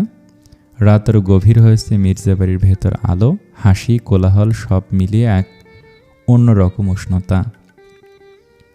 তুবাকে নিয়ে সবাই ব্যস্ত। কেউ মিষ্টি খাওয়াচ্ছে, কেউ নাম জিজ্ঞেস করছে, কেউ আবার মজা করে বলছে, বৌমা এত কাঁদলে কিন্তু চোখ ফুলে যাবে। তুবা জোর করে একটা হাসি দিল, কিন্তু ভেতরে ভেতরে এখন একটা শূন্যতা কাজ করছে। নতুন ঘর, নতুন মানুষ, সব কিছু যেন অপরিচিত, অথচ এটাই এখন তার নিজের জায়গা। কিছুক্ষণ পর সব আনুষ্ঠানিকতা শেষ হলে তুবাকে নিয়ে যাওয়া হলো তার ঘরে। ঘরটা সাজানো, ফুলের গন্ধে ভরে আছে চারপাশ। বিছানায় লাল সাদা ফুল ছড়ানো, নরম আলোয় ঘরটা যেন স্বপ্নের মতো লাগছে। তুবা খাটের পাশে দাঁড়িয়ে রইল, বুকটা আবার ধরফর করছে। এই ঘর, এই রাত, সব কিছুই নতুন, অচেনা। ঠিক তখনই দরজাটা ধীরে বন্ধ হওয়ার শব্দ হলো। আরিয়ান বন্ধ দরজার সাথে হেলান দিয়ে দাঁড়িয়ে আছে। ঠোঁটে সেই পরিচিত দুষ্টু হাসি। কি ম্যাডাম, এবার আবার কাঁদবেন? টিস্যু নিয়ে আসবো? না, একটু আমাকে সময় দিবেন। তুবা মুখ ঘুরিয়ে নিল। এভাবে হঠাৎ তার অস্থিরতা বৃদ্ধি পাচ্ছে। আপনি সবসময় এমনই থাকেন? আরিয়ান ধীরে ধীরে তার দিকে গেল। না, সবার সাথে না, শুধু তো আমার বউয়ের সাথে। তুবা কিছু বলল না, তার আঙুলগুলো কাঁপছে। আরিয়ান সেটা খেয়াল করলো। একটু কাছে এসে নরম গলায় বলল, এত ভয় পাচ্ছে কেন? তুবা খুব আস্তে বলল, ভয় না, সব কিছু নতুন লাগছে তাই আর কি। আরিয়ান এক মুহূর্ত তাকিয়ে রইল তার দিকে। তারপর আলতো করে তুবার হাতটা নিজের হাতে নিল। নতুন তো হবেই, কিন্তু একটা জিনিস পুরনো হয়ে আছে। আমি তো মনে হচ্ছে তো আমাকে ভুলে গেছো তুমি। নাথিং, আমি মনে করে দেওয়ার জন্য আছি তো। আজ থেকে আমি তোমার সেই একান্ত অপরিচিত মানুষ, পরিচিত হওয়ার জন্য দাঁড়িয়ে। তুবা ধীরে ধীরে তাকালো তার দিকে, চোখে পানি নেই কিন্তু এক ধরনের শান্তি আছে। আরিয়ান হালকা করে হাসলো। আর একটা কথা বলি কি, আমার না ভীষণ ঘুম ঘুম পাচ্ছে, তুমি চেঞ্জ করে এসো, ঘুমিয়ে যাও, বড্ড টায়ার্ড লাগছে তোমাকেও। বলে সে আলতো করে তুবার কপালে ঠোঁট ছোঁয়ালো। তুবা চোখ বন্ধ করে ফেলল। এই ছোঁয়ায় কোনো দুষ্টুমি নেই, কোনো তাড়াহুড়ো নেই, শুধু একটুখানি আশ্বাস। বাইরে তখন আত্মীয়দের হাসির শব্দ ভেসে আসছে, কিন্তু এই ঘরের ভেতর দুটো মানুষ ধীরে ধীরে একে অপরের সাথে মানিয়ে নিচ্ছে, অচেনা থেকে আপন হওয়ার পথে। আরিয়ান প্রথমে তুবার ভারী গহনা খুলতে সাহায্য করলো, তারপর নিজে চেঞ্জ করে এসে বেডে গায়ে দিয়ে দিল। তুবাকেও ফ্রেশ হতে আসতে বলল। তুবা খানিকক্ষণ সময় নিয়ে একেবারে শাওয়ার নিয়ে বেরোলো। তার কেমন অস্বস্তি হচ্ছে। একটা জর্জেটের শাড়ি গায়ে জড়ালো, ভেজা কাপড় ব্যালকনিতে দিয়ে দিল। ফর্সা গায়ে মেরুন রঙা শাড়ি বেশ লাগছে। তুবা রুমে এসে দেখলো আরিয়ান তার শোয়ার জায়গা রেখে এক মনে ঘুরে শুয়ে আছে। দেখে মনে হচ্ছে গভীর ঘুমে আচ্ছন্ন। তুবা আর দেরি করলো না, নিজের জায়গাতে শুয়ে পড়ল। চোখের কার্নিশে এইমাত্র ঘুমের রেশ এসেছে। হঠাৎ নিজের ঘাড়ে তপ্ত নিঃশ্বাস আর পেটের উপর কারো হাতের ভার দেখে তড়িৎ বেগে চোখ খুলল। দেখলো আরিয়ান একদম তুবার দিকে সরে এসে গা ঘেঁষে শুয়েছে। শুধু তাই নয়, তুবাকে আষ্টেপৃষ্ঠে জড়িয়ে রেখেছে। তুবা কিছু বলার আগে আরিয়ান তুবার মুখের ওপর ঝুঁকে বলল, একটু বেসামাল হয়ে বিশ্বাস করে একটু। তুবা লজ্জায় তাকাতেই পারল না। আরিয়ানের বুকে মুখ গুজে দিল। আরিয়ান হেসে তুবার নেত্রে পল্লবে শব্দ করে চুমুকে দিল। গাড়ি ধীরে ধীরে থামলো একটা নির্জন শান্ত জায়গায়। সামনে একটা ছোট কিন্তু অসাধারণ সুন্দর বাড়ি, চারপাশে নরম আলো, গেটের দুপাশে সাদা ফুল, আর বারান্দায় ঝুলছে ছোট ছোট লাইট, যেন গল্পের ভেতরে কোনো জায়গা। তুরজান ইঞ্জিন বন্ধ করে কিছুক্ষণ চুপচাপ বসে রইল। রোজার মুখটা একবার ভালো করে দেখলো, ঘুমন্ত মুখে একদম শিশুসুলভ শান্তি। আস্তে করে বলল, এই ঘরটা আজ থেকে আমাদের। তোর বিষণ্ণ ছুটির দিনই হিসেবে এখানে যখন তখন চলে আসবি, আর আমি ঠিক তোকে খুঁজে নেব। তারপর খুব যত্ন করে রোজাকে কোলে তুলে নিল। রোজা অচেতন ঘুমে আচ্ছন্ন, তবুও তার হাতটা অজান্তেই তুরজানের শার্ট আঁকড়ে ধরল, বুকে মুখ গুজে নিল। পরম আবেশে বুকের ভিতরে যেতে চাইছে। তুরজানের সেই রোজা পারফিউমস, হিট লাক্সের গন্ধ যেন রোজার সর্বাঙ্গে ছড়িয়ে আছে। মেয়েটা যেন ওই পারফিউমের ঘ্রাণকে ইচ্ছে করে নাসারন্ধ্রে টেনে নিচ্ছে। তুরজান দরজা খুলে ভেতরে ঢুকলো। ভেতরে ঢুকতে দেখা গেল একটা বড় বেডরুম, চারপাশে নরম লাইট, ছাদের একপাশে কাঁচ, যেখান দিয়ে আকাশ দেখা যাচ্ছে। বিছানায় হালকা ফুল ছড়ানো, ভালোবাসায় সাজানো। বিছানার ওপর হালকা গোলাপের পাপড়ি, পুরো রুমে সুইটনেস রোজ দিয়ে সাজানো, খাট থেকে শুরু করে দেয়াল অবধি। পাশে মোমবাতির নরম আলো, সব কিছুতে এক ধরনের শান্ত মিষ্টি আবহ। মীরার নিশ্চয়ই এসব করেছে। তাকে শুধু রুম পরিষ্কার করার কথা বলেছিল তুরজান, আর ও কী করে রেখেছে এইসব। ভাই হয়ে বোনের জন্য রুম সাজিয়ে রেখে গেছে, কি চিন্তা ভাবনা মীরানের। তুরজান ধীরে ধীরে রোজাকে ফুলের উপরই বিছানায় শুয়ে দিল। একটু ঝুঁকে কানের কাছে ফিসফিস করে বলল, স্বপ্নে যদি হারিয়ে যাস আমি কিন্তু খুঁজে আনবো। রাত অনেকটা গড়িয়ে গেছে। হঠাৎ মাঝরাতে রোজার ঘুম ভাঙল। চারপাশটা অজানা, হালকা আলো, নতুন ঘর। পাশে ঘুমের ঘরে হাতড়ালো, তবে তুরজান নেই। তবে বিছানায় নরম পাপড়ি জাতীয় হাতে বাঁধছে। রোজার মস্তিষ্ক সজাগ হতেই উঠে বসলো। সে কোথায়, কে নিয়ে এসেছে? এর আগে তো এমন বাড়িতে সে আসেনি। হঠাৎ বাথরুম থেকে পানির কলকলানি শোনা গেল। রোজা বাদে আর কে আছে এই রুমে? তুরজান কোথায়? রোজা তো রীতিমতো ভয় জড়সড়। এদিকে পুরো বেডে সুইটনেস রোজের গড়াগড়ি। পুরো বেড বলে ভুল হবে, পুরো রুম। এই একটা ফুলেই বেশি। রোজার মাথায় কী সব চিন্তা আসছে। হ্যাঁ, নষ্ট মাইন্ড। এই রাহলা নেওয়াজ এইসব ঢুকেছে মাথায়। তার তুরজান ভাই মোটে এমন না, রাগী গম্ভীর বদমেজাজি, কিন্তু ওই সব কাজ তার দ্বারা সম্ভব না। রোজা একটু বেশি ভাবছে। হঠাৎ দরজা খোলার শব্দে তাকাতে দেখলো তুরজান শাওয়ার নিয়ে বেরিয়েছে। কি স্নিগ্ধ লাগছে। এই পুরুষ কেবল তার একান্ত, দেখা তো দূরে থাক, কেউ তাকে ছুতেও পারবে না। রোজা এই পুরুষের পাশে কাউকে আসতেই দেবে না। রোজার ভাবনার মাঝেই তুরজান বেরিয়ে এসেছে, এমনকি তার সামনে দাঁড়িয়ে, অথচ রোজার তা খেয়াল নেই। তুরজান ঝুঁকে বলল, বউ এভাবে নজর দেয় না, আমি তো তোরই, আমার সবও তোর, এভাবে তাকানোর কি আছে? রোজা হঠাৎ এমন উত্তরে কেঁপে উঠল, এমনটা আশা করেনি। রোজা প্রসঙ্গে পাল্টে বলল, আমরা কোথায় এসেছি? স্বপ্ন নিরে। এটা কোথায়? আমরা এখন কোথায়? বাড়িতে। রোজার সব গুলিয়ে যাচ্ছে। তা বলল, কার বাড়িতে? তুরজানের গায়ে টি শার্ট আর প্যান্ট, গলায় এখনো টাওয়াল ঝুলছে, মাথার অবাধ্য পানি রাশি ফোঁটা ফোঁটা তুরজানের গা বেয়ে ধাবিত হচ্ছে। রোজা একবার মাথা মোছার কথা বলতে চাইল, কিন্তু কি ভেবে বলল না। তুরজান বেডে বসে রোজাকে একটানে তার উড়ুতে বসালো। রোজার দিকে খানিকটা ঝুঁকে বলল, তোর লেহেঙ্গা বড্ড বিরক্ত করছে, এটাকে আগে সরাতে হবে। মানে? তুরজান মাথায় গাঁটটা মেরে বলল, ভুলভাল চিন্তা বাদ দিয়ে দে, তোর থেকে তোর লেহেঙ্গার ওয়েট বেশি। রোজার জন্য হাফ ছেড়ে বাঁচল। সে কি না কি ভেবেছে। তুরজান নিজের হাত রোজার কোমরের কাছে বন্ধনী বানিয়ে একবারে নিজের কাছে এঁটে নিল। মাঝে খুব দূরত্ব কম। রোজা অন্যদিকে মুখ করে চোখ বন্ধ করে রইল, ঠোঁট তীর করে কাঁপছে, হাতের নখ খুঁটছে। তুরজানের শীতল হাত রোজার কোমর চেপে ধরতে রোজা চোখ বড় করে তাকালো। তুরজান স্বাভাবিক ভঙ্গিতে বলল, জ্বর চলে আসবে আমার, তাড়াতাড়ি মাথা মুছে দে। মাথা মুছে দেওয়ার কথা শুনে রোজার মনে পড়ল সেই ছোটবেলার কথা। তুরজানের ভেজা মাথা থেকে পানি শুয়ে শুয়ে কান নাকের ওপর দিয়ে নামছে। তুরজান এক পলক দেখে নিল রোজাকে। এই মেয়ের জেদ অতিমাত্রা। তবে তুরজানের এই মেয়ের রাগ, জেদ, অভিমান বড্ড ভালো লাগে। এই তো সব অপছন্দের জিনিসও ইদানিং পছন্দের তালিকায় যুক্ত হচ্ছে। তুরজান রোজার দিকে তাকিয়ে বলল, আমার ঠান্ডা লাগলে কিন্তু তোর দোষ, দেখ ভিজে গেছি। রোজা তাকিয়ে দেখলো সত্যি তুরজানের টি শার্ট ভিজে যাচ্ছে। কথা না বলে উঠে দাঁড়ালো, মাথা মুছে দিতে লাগলো দু হাতে।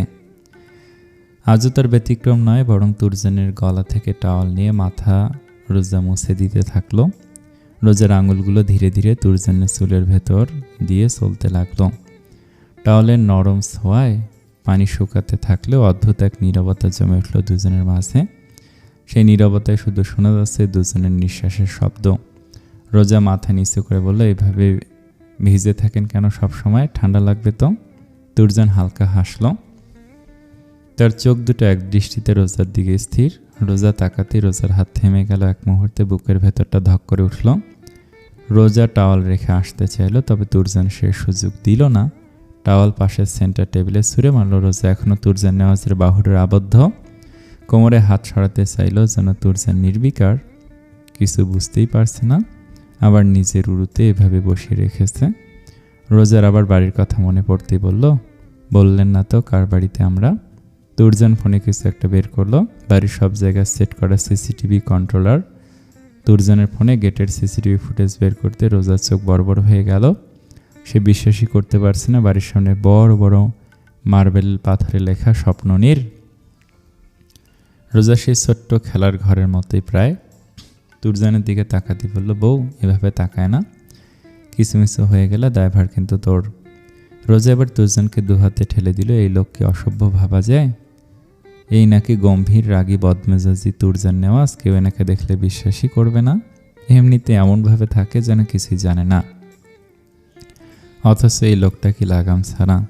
তুরজানকে ঠেলে দিল, কিন্তু তুরজানের হাত থেকে ছুটতে পারল না। তুরজান রোজাকে নিয়েই বেডে পড়ে গেল। তুরজানের বুকের উপর পড়ে আছে রোজা। কি অবস্থা? এই লোক এমন আঠার মতো চিপকে আছে কেন?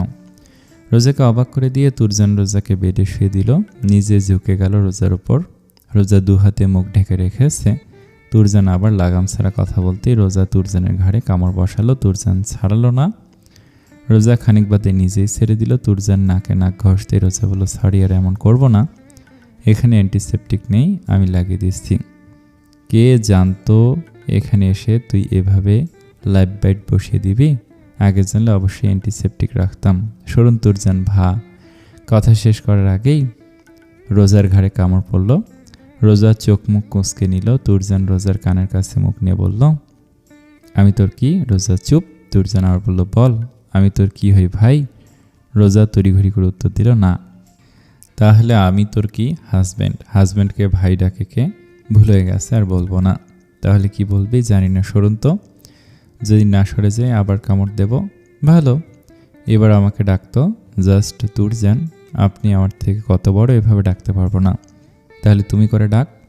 পারবো না, প্লিজ বউ, একবার সরুন, আগে ডাক। এভাবে বাচ্চাদের মতো আবদার করছেন কেন? বাচ্চাদের মতো জেদ করলে এতক্ষণ যা করার নিজেই করে নিতাম। তুমি আর তুরজান, তো তুমি হয়েছে, এবার সরুন, আমি ঘুমাবো। তুমি করে বল। রোজা চোখ বন্ধ করে বলল, তুমি সরে যাও, আমি ঘুমাবো। বলতেই তুরজান বলল, 2 বার তো ঘুমাতে দিলাম, একবার না হয় জেগে থাক।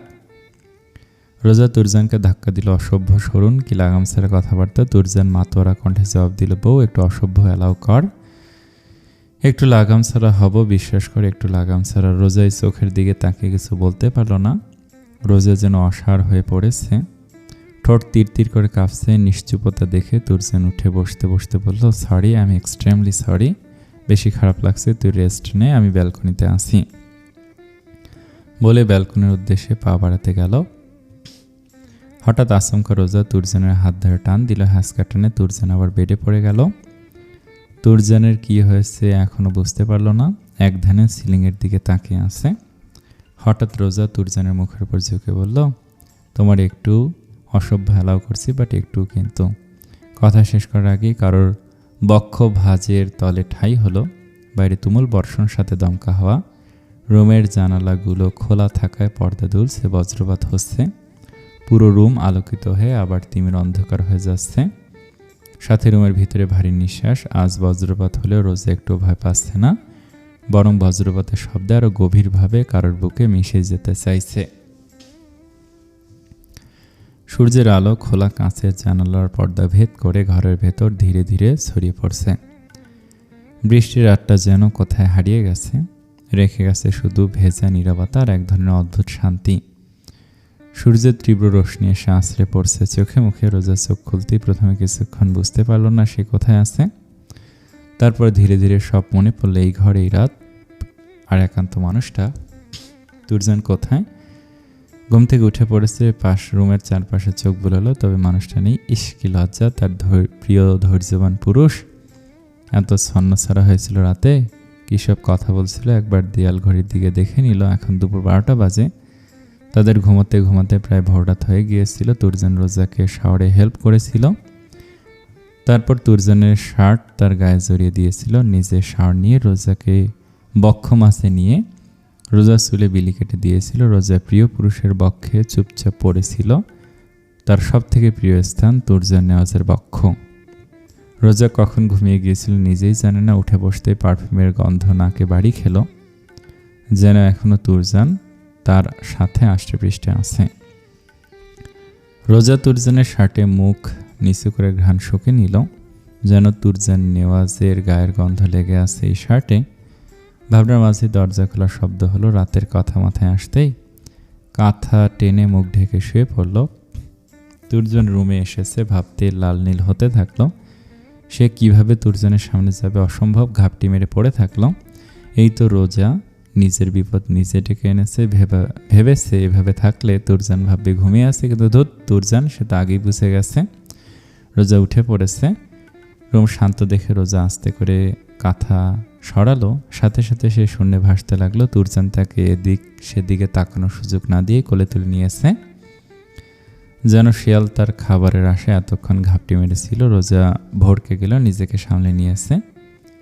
এই বাড়িতে তুরজান বাদের কেউ নেই, তাহলে কি বা তাকে এভাবে ধরার সাহস পাবে? রোজাকে কোলে তুলে নিয়ে ব্যালকনির দিকে গেল। ব্যালকনিটা প্রায় একটা বড় সড়ো রুমের সমান।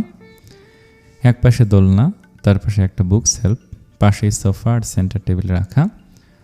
তার সামনে পুরো প্রকৃতির সমাহার, যেন কোনো অরণ্যে এটা। রোজা অবিশ্বাস্য চোখে তাকাতেই তুরজান রোজার কপালে আলতো ঠোঁট ছোঁয়ালো, আস্তে করে শুধালো, পছন্দ হয়েছে? রোজা তুরজানের দিকে তাকে বলল, খুব, আমার কল্পনার চেয়েও সুন্দর। আমাকে নাকি বাড়িকে? রোজাও তুরজানের মতো দ্রুত জবাব দিল। তুরজানের কানের কাছে মুখ নিয়ে বলল, আমার একান্ত ব্যক্তিগত পুরুষকে। তুরজান বোধহয় এমনটা আশা করেনি। পরপর আরও একবার অবাক হলো। রোজা তার গালে চুমু খেয়েছে। তুরজান বিস্মিত হয়ে চেয়ে রইল। রোজা চোখ নামিয়ে নিল। শার্টের বোতাম উপরের দিকে দুটো খোলা। এই ঘাড় বেয়ে নেমে যাবে বোধহয়। এদিকে শার্ট হাঁটুর একটু উপরে উঠে গেছে, ফর্সাপা দৃশ্যমান, যদিও তুরজানের চোখ রোজার মুখের দিকে। এদিক সেদিক তার খেয়াল নেই, কিন্তু রোজার তো এখন ভীষণ লজ্জা লাগছে। তুরজান বিষয় কাটিয়ে রোজাকে সোফায় বসিয়ে দিল, নিজের হাতে রোজার শার্টের উপরের একটা বোতাম লাগিয়ে দিল। বউ তার অবুঝ, শার্ট ঘাড় বেয়ে চলে যাচ্ছে, তাও তার খেয়াল নেই। প্লেটে খাবার এনে রোজাকে খাইয়ে দিল, নিজেও খেয়ে নিল। মূলত তারা এখন বাড়ির বাইরে যাবে, রোজা এখনও পুরো বাড়ি দেখেনি। খাওয়া শেষ করে তুরজান রোজাকে আবার কোলে উঠিয়ে নিল। রোজা হেঁটে যেতে পারবো বললেও ধমক দিয়েছে।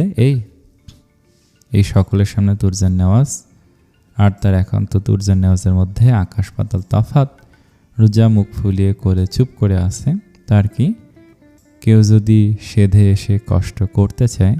গার্ডেন ঘুরে এসেছে একটু আগে, পুরো ফুলে ভরা, তার ভেতরে সুইটনেস, রোজের গাছ বেশি, সাথে গেট থেকে লাইন ধরে রাস্তার দুপাশে টিউলিপের শাড়ি। তুরজানের গলা জড়িয়ে আছে এখনো। লোকটার কি একটু কষ্ট হচ্ছে না? এভাবে কোলে নেওয়ার কি আছে? রোজা যথেষ্ট ফিট আছে, তাহলে এভাবে কোলে নিয়ে নিজে কষ্ট করার কি দরকার? হয়তো এখন ছাদে যাবে, এভাবে কোলে করে সিঁড়ি বেয়ে উঠতে গেলে নিশ্চয়ই তো কত কষ্ট হবে। রোজা তা ভেবেই তুরজানকে বলল, নামিয়ে দিন, আমি হেঁটে যাব। আমি নিয়ে যাচ্ছি তো। হেঁটে যাই প্লিজ, অন্য একদিন প্লিজ, আমার ইচ্ছে হচ্ছে। তুরজান রোজার ইচ্ছের কথা শুনে আস্তে করে নামিয়ে দিল। তারপর রোজার হাত নিজের হাতে নিয়ে মুষ্টিবদ্ধ করে হাঁটা ধরল ছাদে। ছাদ থেকে ফিরে এসেছে অনেকক্ষণ, আবার শহর নিয়েছে। রোজা ভেবেছিল সে জামা কাপড় কোথায় পাবে, অথচ এখন ভাবছে এত জামা কাপড় সে কতদিন ধরে পরবে। পুরো ক্লোজেট ভর্তি জামা আর শাড়ি, সাথে সব দরকারি জিনিসপত্র। যেন রোজা এই সব দেখে নিজের ভাষা হারাতে বসেছিল। রোজা একটা শাড়ি পরে নিল। শাড়ি তার বরাবরই প্রিয়, তবে লোকজনের মাঝে পরা হয় না। এখানে যেহেতু তার একমাত্র পুরুষ আছে, তো শাড়ি পরাই যায়। শাড়ি সামলানোর দায়িত্ব না হয় তুরজানের ঘাড়ে দেয়া যাবে। এখন একদম ফ্রেশ লাগছে, ব্যালকনিতে গিয়ে বসলো। রোজার তো এই ব্যালকনি রেখে উঠতে মন চাচ্ছে না। তার স্বপ্ন নীর। তুরজান কিচেনে গেছে। লোকটা এমন অনুশোচনা নিয়ে আছে কেন কে জানে, সব কিছুতেই কেমন বিহেভিয়ার করছে। হঠাৎ একটা কফির মগ এনে রোজার হাতে দিল, নিজেও সোফায় গায়ে দিল। রোজা কফি শেষ করে দিল এক নিমেষে, আর অল্প একটু আছে। হঠাৎ মনে হলো তুরজান কফি আনেনি। তুরজান কিভাবে বুঝে গেল সে তাকে কফির কথা বলবে। তুরজান আস্তে করে বলল, কফি খাবো না, একটু ঘুমাবো। বলে রোজার কোলে মাথা রেখে শুয়ে পড়ল। রোজাকে এমন কোনো কথা বলতে না দিয়ে দু হাতে কোমর জড়িয়ে মুখ গুজে দিল পেটের দিকে। পাতলা শাড়ি ভেদ রোজার পেটে তুরজানের নিঃশ্বাস আশ্রে পড়ছে। রোজা কফির মগ রেখে তারপর বলল, তুরজান ভা। রোজার কথা শেষ না হতে তুরজান বলল, কে তোর ভাই? আমি এখনো তোর ভাই? রোজা দুদিকে মাথা দুলালো। অর্থাৎ না। তাহলে ভাই বলতে গেলি কেন? আরে ভাই বলতে যায়নি তো। তাহলে ভা দিয়ে কি বলতে গিয়েছিলি? রোজা তুরজানের চুলের ভাঁজে আঙুল ছেলে বলল, ভ দিয়ে কি শুধু ভাই হয়, আর কিছু হয় না? তুরজান যেন ঘুমের দেশে তলিয়ে যাচ্ছে, ওভাবে উত্তর দিল, তোর মুখ থেকে ভ দিয়ে ভাই ছাড়া আর কিছু বের হয় নাকি? শুনবেন তো? তুরজান যেন আধো ঘুমের ভেতরেই মুচকি হেসে বলল, আচ্ছা বল, তবে তোর মুখ থেকে ভ দিয়ে শুধু একটা জিনিসই ভালো লাগে। রোজা ভুরু কুচকে নিচের দিকে তাকালো। আঙুল এখন ওর চুলে জড়িয়ে কি ভালো লাগে শুনি। তুরজান চোখ না খুলে বলল, ভালোবাসি। রোজা ঠোঁটের কোণে হাসি খেলল। তুরজানকে তো রোজা এই কথাটাই বলতে যাচ্ছিল, তাও তুরজানকে জ্বালাতে বলল, আমি তো সেটা বলিনি এখনো। তুরজান একটু নড়ে তার কোলে মুখটা আরেকটু গুজিয়ে দিয়ে বলল, বলবি, আমি অপেক্ষা করছি। আপনি তো খুব নিশ্চিত যে আমি এই কথা বলবো? কারণ তুই যেভাবে আমার মাথায় হাত বুলাচ্ছিস বউ অধিকার নিয়ে, এটা ভাইদের জন্য কেউ করে না, জাস্ট হাজবেন্ডের অধিকার এটা। রোজা হালকা ধমকের ভঙ্গিতে বলল, আপনি কিন্তু খুব বেশি বুঝে ফেলেছেন। আমি না বুঝলে কে বুঝবে? তুই তো নিজেই নিজেকে লুকাতে পারিস না। রোজা এবার ইচ্ছে করে চুল টেনে দিল একটু, বলল, আমি লুকাতে পারি না? আপনি দেখেন না আমি কত কিছু লুকাতে পারি। তুরজান এবার চোখ খুলল, মাথা একটু তুলে রোজার দিকে তাকালো। চোখে সেই চেনা দুষ্টু ঝিলিক। রোজার দিকে তাকিয়ে বলল, তাই নাকি? তাহলে একটা জিনিস লুকিয়ে দেখতো। কি? এই যে আমার দিকে এমন করে বউ বউ ফিল নিয়ে তাকানো, এটা লুকাতে পারিস? রোজা এক মুহূর্তের জন্য থমকে গেল, তারপর মুখ ঘুরিয়ে নিয়ে বলল, আমি তো আপনার দিকে তাকাচ্ছি না। তুরজান রোজার পেটে নাক ঘষতে ঘষতে ফিসফিস করে বলল, বউ তাহলে আমি কি অন্য কারো কোলে মাথা দিয়ে শুয়ে আছি? রোজা ঠোঁট কামড়ে হাসি চেপে রাখলো, বলল, আপনি খুব বিরক্তকর। আর তুই? আমি কি? তুই আমার শান্তি নষ্ট করা একটা সমস্যা। রোজা ভান করে রেগে গেল, তাহলে দূরে যান আমার কাছে কি?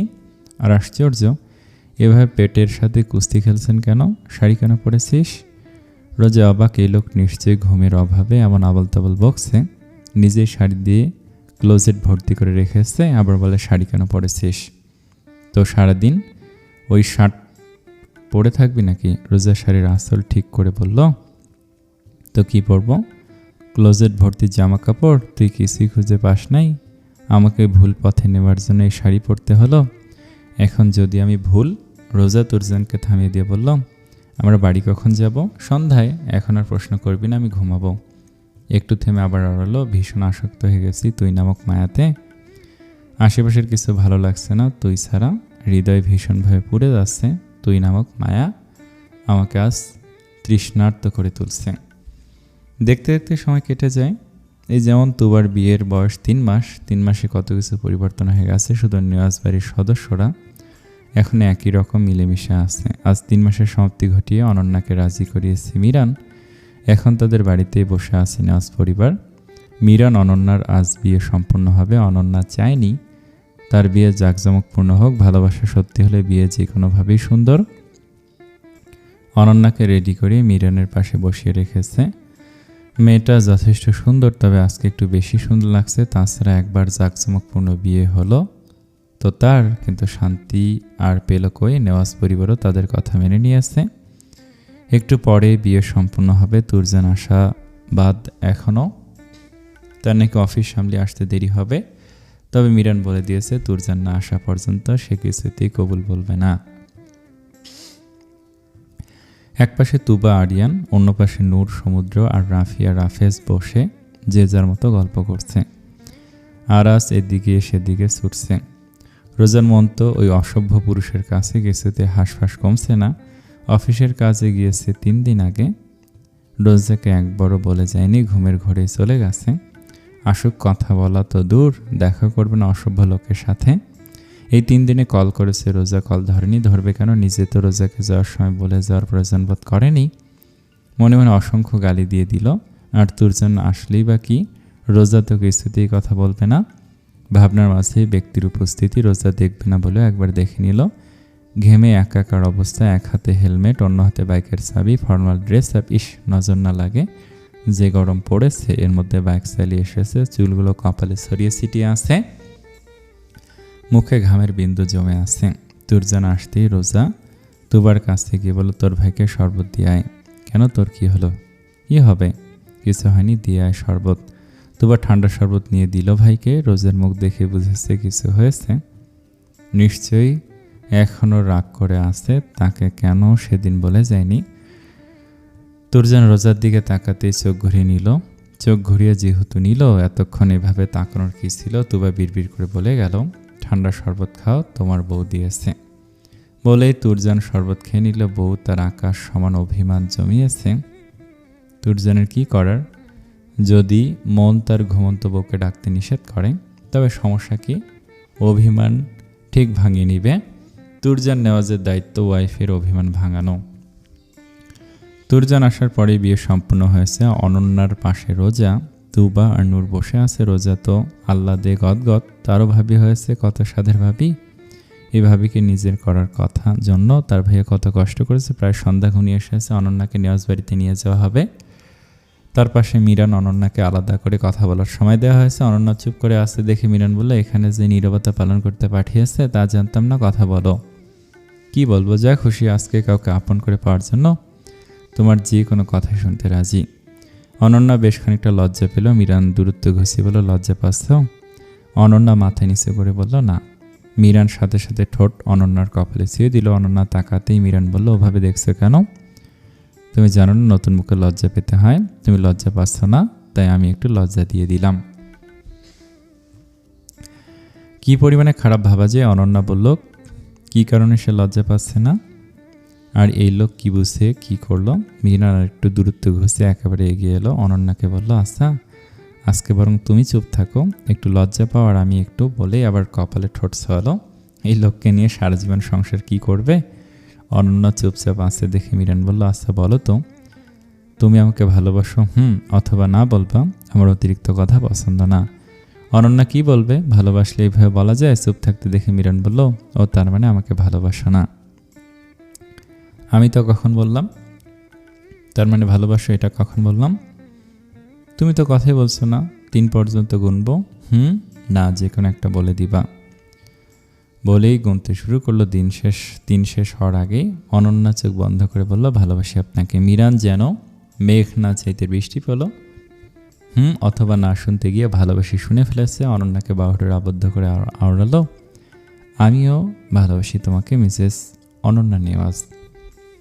সন্ধ্যা হতে আকাশের মেঘেরা বর্ষণের আভাস দিচ্ছে, ক্ষণে ক্ষণে বিদ্যুৎ চমকাচ্ছে, হয়তো বৃষ্টিও পড়বে কিছুক্ষণের মধ্যে। প্রকৃতির ইশারাও আজকাল বোঝা দেয়। এদিকে অনন্যার বাড়িতে খাওয়া দাওয়ার পর্ব শুরু হয়েছে। একসাথে সবাই খেতে বসেছে। তুরজানের পাশে বসে আছে রোজা। যদিও সবাই যার যার মতো বসে, কৌশলে ওই একটা চেয়ার ফাঁকা রেখেছে। অসভ্য পুরুষ সুযোগ বুঝে রোজার হাত চেপে ধরে আছে, পা দিয়ে রোজার পায়ের পাতা চেপে ধরে আছে। রোজা চেঁচাতেও পারছে না, তবে হাত ছাড়ানোর চেষ্টা করে ব্যর্থ হলো। অনন্যার মা আর নূর মিলে সবাইকে খাবার সার্ভ করছে, সাথে অনন্যা হেল্প করছে। সবাই যার যার প্লেটে খাবার তুলে নিল। রোজা এখন নির্বিকার হয়ে আছে। সে খাবার প্লেটে তুলবে কি করে? তার ডান হাত তো অসভ্য পুরুষ ধরে আছে। তুরজা নিজের প্লেটে খাবার নিয়ে রোজার প্লেটে তুলে দিল। খাবার তুলে দিল, অথচ খাবে সেই হাত ধরে রেখেছে। কি অদ্ভুত মানুষটা! হাত ছাড়ানোর চেষ্টা করতে তাকে শুনতে হলো আর একটা অসভ্য কথা। তুরজান রোজার দিকে খানিকটা ঝুঁকে বলল, হিসাব নিব, বাড়িতে চল। অসভ্যতম করছেন কেন?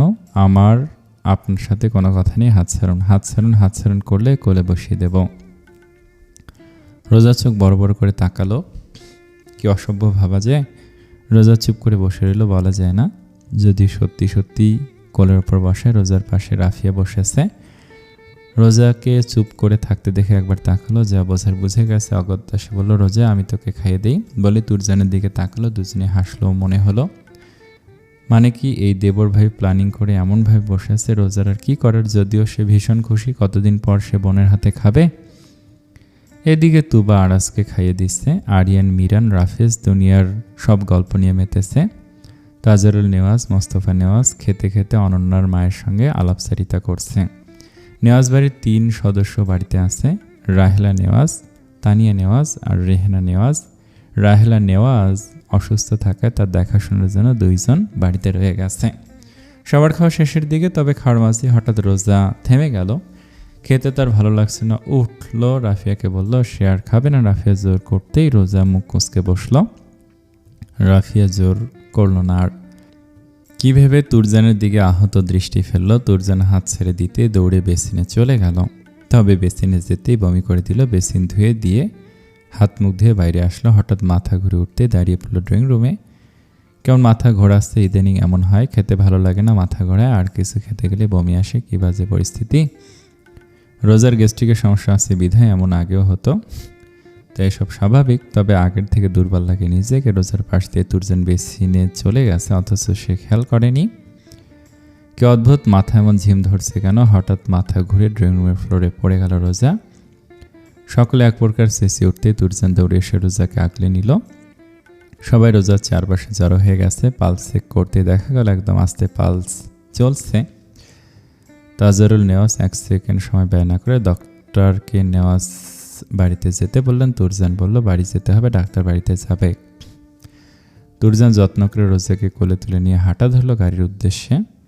তুরজান যেতেই অনন্যার মা আর নূর সমুদ্রের থেকে বিদায় নিয়ে তারা সবাই বেরিয়ে পড়ল নেওয়াজ বাড়ির উদ্দেশ্যে। রাফিয়া কেঁদে নিজের অবস্থা খারাপ করে ফেলেছে। তার বোনের আবার কি হলো? তুরজানের রুমে নেওয়াজ বাড়ির সকল সদস্য সবাই চিন্তিত দৃষ্টিতে তাকিয়ে আছে ডাক্তারের দিকে। শুধু একপাশে বিধ্বস্ত অবস্থায় তুরজান বসে আছে। রোজার জ্ঞান ফেরেনি এখনও। অজানা ভয় কাজ করছে তুরজানের মাঝে। 10 বছর আগের কথা না ভাবতে পারছে না তুরজান। রেহেনা নেওয়াজ আর তানিয়া নেওয়াজ রোজার পাশে বসে কেঁদে চলেছে। তুবা, রাফিয়া, অনন্যার অবস্থা বেগতিক। সবার ধারণা যদি রোজা আগের মতো হয়ে যায়। ডাক্তার পালস চেক করে দেখে নিলেন। বারবার একইভাবে পালস চেক করলো। সবার দিকে তাকাতে একটু ঘাবড়ে গেলেন। সবার চোখে প্রশ্ন। কার কি প্রশ্ন তাই তো তিনি বুঝতে পারছেন না। ডাক্তার তাজুল নেওয়াজের দিকে তাকিয়ে বলল, আমি আগে কার প্রশ্ন উত্তর দিব? মোস্তফা নেওয়াজ বলল, কারণ না, আপনি যা বুঝেছেন ওইটা বলুন। আমার মেয়ে ঠিক আছে তো? মেয়ে তো ঠিক আছে। মোস্তফা নেওয়াজ 1 মিনিট দেরি না করে তাজুল নেওয়াজকে বলল, ভাইজান এখনই রোজাকে নিয়ে হসপিটালে যাবে। থামুন মিস্টার নেওয়াজ। কি থামবো? আমার মেয়ে জ্ঞান হারিয়ে পড়ে আছে আর আমি থেমে থাকবো? ডাক্তার ভনিতা করে একটু হেসে বললেন, এত চিন্তা করার কিছু নেই, আগে পুরোটা শুনুন। সবাই যেন নিঃশ্বাস আটকে তাকিয়ে আছে তার দিকে। তুরজানের বুকের ভেতরটা ধুকপুক করছে অস্বাভাবিকভাবে। ডাক্তার ধীরে ধীরে বলল, আপনাদের মেয়ে নাকি বৌমা? সে যাই হোক, সে একটু অসুস্থ, কিন্তু খুব ভালো সুসংবাদ আছে। ঘরে এক মুহূর্তে নিস্তব্ধতা নেমে এলো। কেউ কিছু বুঝে উঠতে পারছে না। তাজরুল নেওয়াজ কপাল কুঁচকে বললেন, ভালো খবর মানে? ডাক্তার আপনি পাগল? বৌমা অসুস্থ, আপনি ভালো খবর বলছেন? ডাক্তার যেন আকাশ থেকে পড়লো, তাকে পাগল বানিয়ে দিচ্ছে সবাই। নিজের অপমানকে একপাশে রেখে হালকা এসে বলল, আপনারা দাদু নানা হতে চলেছেন। মিসেস রোজা প্রেগনেন্ট। কথাটা শেষ হতেই যেন পুরো ঘর থমকে গেল। কি একসাথে কয়েকজনের মুখ থেকে বের হলো। রাফিয়া কান্না থামিয়ে হতবাক হয়ে তাকিয়ে আছে। তুবা মুখে হাত দিয়ে চুপ করে দাঁড়িয়ে পড়ল। ভাগ্যিস আরিয়ান সামলে নিয়েছে। জোরে চেঁচিয়ে উঠল, আম্মু আমি ফুপি হচ্ছি আবার। আম্মু তুমি দাদু ভাই হবে, বাবা তুমি দাদা ভাই, কাকামণি নানা ভাই, আর কাকিমণি নানু ভাই। আমার যে কি মজা হচ্ছে। তুবার চেঁচানো শুনে রাফিয়া রাফেজের দিকে চেয়ে বলে উঠল, আমি কাকিমণি আর তুমি কাকামণি।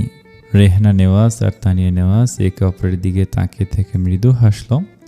আরাজ এত কিছুর মধ্যে বলল, তোমরা সবাই কিউটি পাইকে এখনই ভাগ করে নিচ্ছ? তাহলে আমি কি? তুবা আরাজের নাক টেনে দিয়ে বলল, তুই ভাইয়া। নাক মুচকে আরাজ বলল, ভাইয়া? কেমন ভাইয়া? তুরজান কাকামণির মতো না মিরান কাকামতির মতো ভাইয়া? কাকামণির মতো ভাইয়া হব। বড়রা কেসে উঠল। আরাজের কথা শুনে ডাক্তার কিছুই বুঝতে পারছে না। এক একজনের এমন রিয়াকশন, কোনটা ঠিক কোনটা খুশি নাকি সবাই অবাক। ডাক্তার এখন মনে হচ্ছে ডাক্তার দেখাতে হবে। কি পরিবার রে বাবা। আর তুরজান, সে যেন কিছুই শুনতে পাচ্ছে না, চোখে স্থির হয়ে আছে রোজার দিকে। মিরান আর রাফেজ তুরজানের দিকে তাকিয়ে আছে। তুরজানের কি দোষ এখানে? এমন আসামির কাঠগড়ায় দাঁড়ানো আসামির মতো চেয়ে দেখছে সবাই। তানিয়া নেওয়াজ রোজার দিকে তাকিয়ে শব্দ করে হেসে ফেল, তিনি দাদু ভাই হবে, এর চেয়ে কি আনন্দ হতে পারে? ডাক্তারের এখান থেকে যাই উত্তম মনে হচ্ছে। তিনি আর আবার এই পরিবারের সাথে পাগল হয়ে যায়। মাথা নেড়ে বললেন, মিস্টার নেওয়াজ শুনুন, উনি একটু দুর্বল হয়ে গেছে, খাওয়া দাওয়া ঠিক মতো করছে না মনে হচ্ছে, আর স্ট্রেসও বেশি যাচ্ছে ওনার উপর। কিছু টেস্ট করাতে হবে, আর এখন থেকে খুব যত্ন নিতে হবে। আর জ্ঞান ফিরেছে ওনার, জাস্ট শরীর দুর্বলের জন্য অবচেতন হয়ে আছে। তুরজানের চোখে অদ্ভুত এক ঝিলিক মুখে ফুটল। ভয়, অস্বস্তি আর অজানা আনন্দ সব মিলে এক অদ্ভুত অনুভূতি। বাইরে তুমুল বর্ষণ শুরু হয়েছে। এই ওয়েদারে এমন খবর, সব মিলে বাড়িতে যেন আনন্দের শেষ নেই। তুরজানের বিধ্বস্ত অবস্থা দেখে সবাই মিটিমিটি হেসে রুম ত্যাগ করল। মিরান এখন দাঁড়িয়ে আছে, তুরজানের দিকে তাকিয়ে বলল, আমার বুদ্ধিতে তুমি আজকে বাবা হচ্ছ, নয়তো কথা শেষ না করে চলে গেল। তুরজান তো কিছুই খেয়াল করেনি, তার দৃষ্টি রোজার ওপর নিবদ্ধ। সে ধীরে ধীরে রোজার পাশে গিয়ে বসে পড়ল। কাপা হাতে রোজার কপালে হাত রাখলো, আস্তে করে রাখলো, রোজা এই রোজা ওঠ। আমি একা এত বড় খুশির সংবাদ হজম করতে পারছি না। রোজা একটু নড়ে উঠল, তবে শরীর দুর্বল থাকে, চোখ খুলতে পারলো না। ওভাবেই কেটে গেল কিছু সময়। খানিকক্ষণ বাদে রোজা তাকালো, চোখে ঝাপসা দেখছে। তবুও তুরজানের চোখের পানি তার চোখে স্পষ্ট। তুরজান কান্না করছে কেন? রোজা তো ঠিক আছে, তাহলে এভাবে কান্না করছে কেন? রোজা উঠতে গেলে তুরজান উঠতে দিল না। রোজা তাও জোর করে উঠে বসলো। রোজার সব অভিমান এই চোখের পানি দেখে বিদায় নিয়েছে। রোজারও যে প্রিয় পুরুষের চোখে জল দেখে কান্না উগড়ে আসছে, হৃদয়ে ব্যথা লাগছে। উঠে দু হাতে রাজলায় তুরজানের মুখ নিয়ে বলল, কি হয়েছে, এভাবে কাঁদছিস কেন? বলতেই তুরজান রোজাকে কোলে তুলে নিল। আকস্মিক এমন করাতে রোজা ভরকে গেল। দুহাতে তুরজানের গলা জড়িয়ে নিল। তুরজান রোজাকে কোলে নিয়ে ঘুরতে লাগলো। রোজা ভুরু কুচকে তাকাতেই ঘোড়া থামিয়ে দিল। কপালে আলতো চুমু দিয়ে বলল, আমাকে এত সুন্দর উপহার দেওয়ার জন্য থ্যাঙ্কস। আমি আজকে সবচেয়ে বেশি খুশি। আজকের খুশি আমি বলে বোঝাতে পারবো না। রোজা কিছুই বুঝলো না, কি নিয়ে এত খুশি। প্রশ্নসূচক তাকাতে বলল, কেউ একজন আমাকে পাপা বলার জন্য এসেছে। কোথায়? আপনি কি আবল তাবল বলছেন বলুন তো? আর এভাবে কোলে তুলে রেখেছেন কেন? নামিয়ে দিন। তুরজান রোজাকে বেডে বসিয়ে দিয়ে নিচে ফ্লোরে বসলো। শাড়ির উপর দিয়ে রোজার পেটে হাত রাখলো। রোজার দিকে তাকিয়ে বলল, এই যে এখানে আমার সব থেকে সুন্দর গিফট এখানে রেখে দিয়েছিস। রাত হয়ে গেছে, আজ বাইরে বৃষ্টি পড়ছে বিধায় তুবা আরিয়ানার নেওয়াজ বাড়িতে রয়ে গেছে। ব্যালকনিতে দুজন বসে আছে। তুবা আরিয়ানের পাশে বসে দুজনে বৃষ্টি উপভোগ করছে। কি নিদারুণ দৃশ্য! এই কোনো এক বৃষ্টি স্নাত রাতে আচমকা কোনো এক মানব ওপাশ থেকে কথা বলেছিল। রোজা তার কণ্ঠের প্রেমে পড়েছিল সেদিন। আজকে তার বুকে লেপ্টে আছে। 1000 মাইলের দূরত্ব ঘুঁচিয়ে অচেনা লোক তাকে আপন করে নিয়েছে। তুবরাজ বলতে ইচ্ছে করছে, শোন পৃথিবী, ভালোবাসা সত্যি হলে 1000 মাইল দূরত্ব কমাতে পারে না। ঠিক খুঁজে নেয় তার আপন ঠিকানা, যেখানে থাকে তার আপন জনেরা। মিরান রুমে এসে ধপাস করে শুয়ে পড়ল। ক্লান্ত লাগছে অনেক। অনন্যা তখন কেবল ফ্রেশ হয়ে শাড়ি চেঞ্জ করে এসেছে। গায়ে 3 পিস জড়ানো, দেখতে মিষ্টি লাগছে। বাইরে বৃষ্টি আর ঘরে সুন্দরী মিষ্টি বউ, অথচ চোখ ভর্তি ঘুম। অনন্যা ব্যালকনিতে গিয়ে দাঁড়ালো। বৃষ্টি তার পছন্দ, ভীষণ পছন্দ। মিরান উঠে ফ্রেশ হয়ে অনন্যাকে শুয়ে পড়তে বলল। সকালে উঠতে হবে, মিরান বলেছে। পড়াশোনা আবার শুরু করতে। অনন্যা রুমে এসে দেখলো মিরান রুমে নেই। কোথায় গেছে? অনন্যা লক্ষ্মী মেয়ের মতো শুয়ে পড়লো। ঘুমের ঘরে টের পেল কেউ তাকে আশেপাশে আছে। অনন্যা ঘুমায়নি, সে তো মিরান আসার অপেক্ষা করছিল। মিরানের দিকে ঘুরে মুখখানা তার বুকে গুজে দিল। রাফিয়া, রাফেজ আর আরাজ মিলে মুভি দেখছে। বৃষ্টির দিনে মুভি দেখার মজাই আলাদা। সাথে পপকর্ন হলে আর কি লাগে। তাদের খুনসুটি আর মুভিতে পুরো জমে উঠল। নেওয়াজ পরিবারের আজকেও সেদিন। আল্লাহ তাআলা খুশি হলে বৃষ্টি বর্ষিত করেন, আর এর থেকে বেশি কি খুশি চাই। রাহেলা নেওয়াজ শুনেই বলেছে, আল্লাহ খুশি হলে ঘরে মেয়ে দেন। রোজার মেয়েই হবে, কেউ বলেছে ছেলে হবে। অথচ শেষে গিয়ে সবাই বলেছে যা হবে তাতেই তারা খুশি। দিন যেতে লাগলো আর রোজা যেন আরও আল্লাহ দিয়ে উঠল সকলের নিকট। সবাই তাকে নিয়ে ব্যস্ত। কোনো কাজ করা যাবে না, এই খাও সেই খাও, সারাদিন বসে থাকা। ওয়াশরুমে একা যেতে দেয় না। তুরজান একা কীভাবে কি করছে, ভার্সিটি শেষ করে আবার বিজনেসে সময় দেয়। রাতে সে আগে রোজার সব বিষয়ে খোঁজ নেয়া। তুরজান এখন খুব কম ঘুমায়। অর্ধেক রাত জেগে তো রোজার পেটে আঁকি বুকি করতে থাকে। রোজা ঘুমিয়ে গেলে তারপর ঘুমায়। রোজা এমনিতেই ঘুমাতে পারে না, তারপর দুষ্টুর গুতা। এদিকে রোজা না ঘুমানো পর্যন্ত সে জেগে থাকে। তাজুল নেওয়াজ আর মোস্তফা নেওয়াজ এই সেই এনে দেয়। সাথে মিরানের কথাবাদ, সে পারলে ফলের দোকান তুলে আনতো। রাফেজও নিয়ে আসে। আরিয়ান, তুবা মাঝে মাঝে এসে দেখে যায়। আর তার প্রিয় পুরুষ তো হিসেবের বাইরে। অত যত্ন কি আর মুখে বলে শেষ করা যায়। রোজা এখন বোঝে, নারী যত্নে গড়ে, যত্নে বাসে, যত্নেই তার অন্তর্বাস। জীবন কাটায় প্রিয় পুরুষের বক্ষে জন্মান্তর আর শেষ নিঃশ্বাস। কিন্তু তাও এত করতে হবে কেন? রোজা যথেষ্ট বোঝে। তেমন ছোট মানুষই করে তাকে নিয়ে একবারও বিরক্ত রোজা এভাবে চলা যায়। তারপর কিছুক্ষণ পরে পরে দুষ্টু পেটের সাথে যুদ্ধ করে। সন্ধ্যা হতেই তাকে খাবার খেয়ে দিয়ে তানিয়ে নেওয়াজ চুল বেঁধে দিলেন। রেহনা নেওয়াজ রুমে গিয়ে দিয়ে আসলেন। রাত 12টা বাজতে চলল। তুরজান ফেরেনি। বাইরে বর্ষণ। রোজা ঘুমিয়ে পড়েছিল, আবার উঠে গেছে। ঘরের কাটার দিকে চোখ পড়তে চমকালো। আজকে বাইক নিয়ে গেছে, কোথাও কি বৃষ্টিতে আটকে গেছে হয়তো। তাছাড়া রোজাকে একা রেখে তো এত দেরি করে না। ভাবনার মাঝেই তুরজান রুমে ঢুকলো। ভিজে জবজব ব্যবস্থা। রোজাকে বসে থাকতে দেখে বললো, বসে কেন, ঘুমাসনি? ঘুমিয়েছিলাম, একটু আগেই উঠেছি। আপনি ফ্রেশ হয়ে নিন। কোথাও দাঁড়িয়ে থাকতেন, এত ভিজে আসার কি দরকার ছিল? বাড়িতে যান রেখে বাইরে থাকা সম্ভব হয়নি বলে ওয়াশরুমে ঢুকলো। রোজা হেসে ফেলল। খানিকক্ষণ বাদে ওয়াশরুম থেকে বের করলো। রোজা বসে আছে। ভুরু কুচকে বলল, ঘুমাচ্ছিস না কেন? শরীর খারাপ করবে তো। রোজা এগিয়ে এসে তুরজানে জড়িয়ে ধরলো। তুরজানকে হাত দুটো তুরজানের পিঠে রেখে বুকে মাথা এলিয়ে দিল। তুরজানের মাথা চুয়ে পানি এখনো পড়ছে। রোজা মাথা মোছা হয়নি ভালো করে। তুরজান রোজাকে ঠেলে দিয়ে বলল, ভিজে যাবি তো, ঠান্ডা লাগবে। রোজা মাথা বুকে দিয়ে তুরজানকে আরেকটু শক্ত করে আলিঙ্গন করে নিল। তাদের দুজনের মাঝে উঁচু হওয়া পেট তুরজানের পেটে ঠেকেছে। তুরজান রোজাকে ওভাবে রেখে মাথা মুছে দিল। টাওয়াল সেন্টার টেবিলে রেখে রোজাকে জড়িয়ে নিল বাহুডোরে। রোজা প্রশ্ন করে বসলো, একটা কথা বলবো? আমি শুনেছি অনেক মেয়ে মা হতে গিয়ে আর ফেরে না, আমিও যদি অমন হয় আপনি কি? কথা শেষ করার আগে তুরজান ধমকে উঠল। এইসব কথা রোজা আগেও বলেছে, তুরজান নিষেধ করেছে, তাও শুননি। বারবার এই কথা বলে, সে কি জানে এই কথা তুরজানের হৃৎপিণ্ড খান খান করে দেয়। রোজা হেসে বললেন না আমি মারা গেলে দুষ্টুর আর একটা মা আনবেন কি না?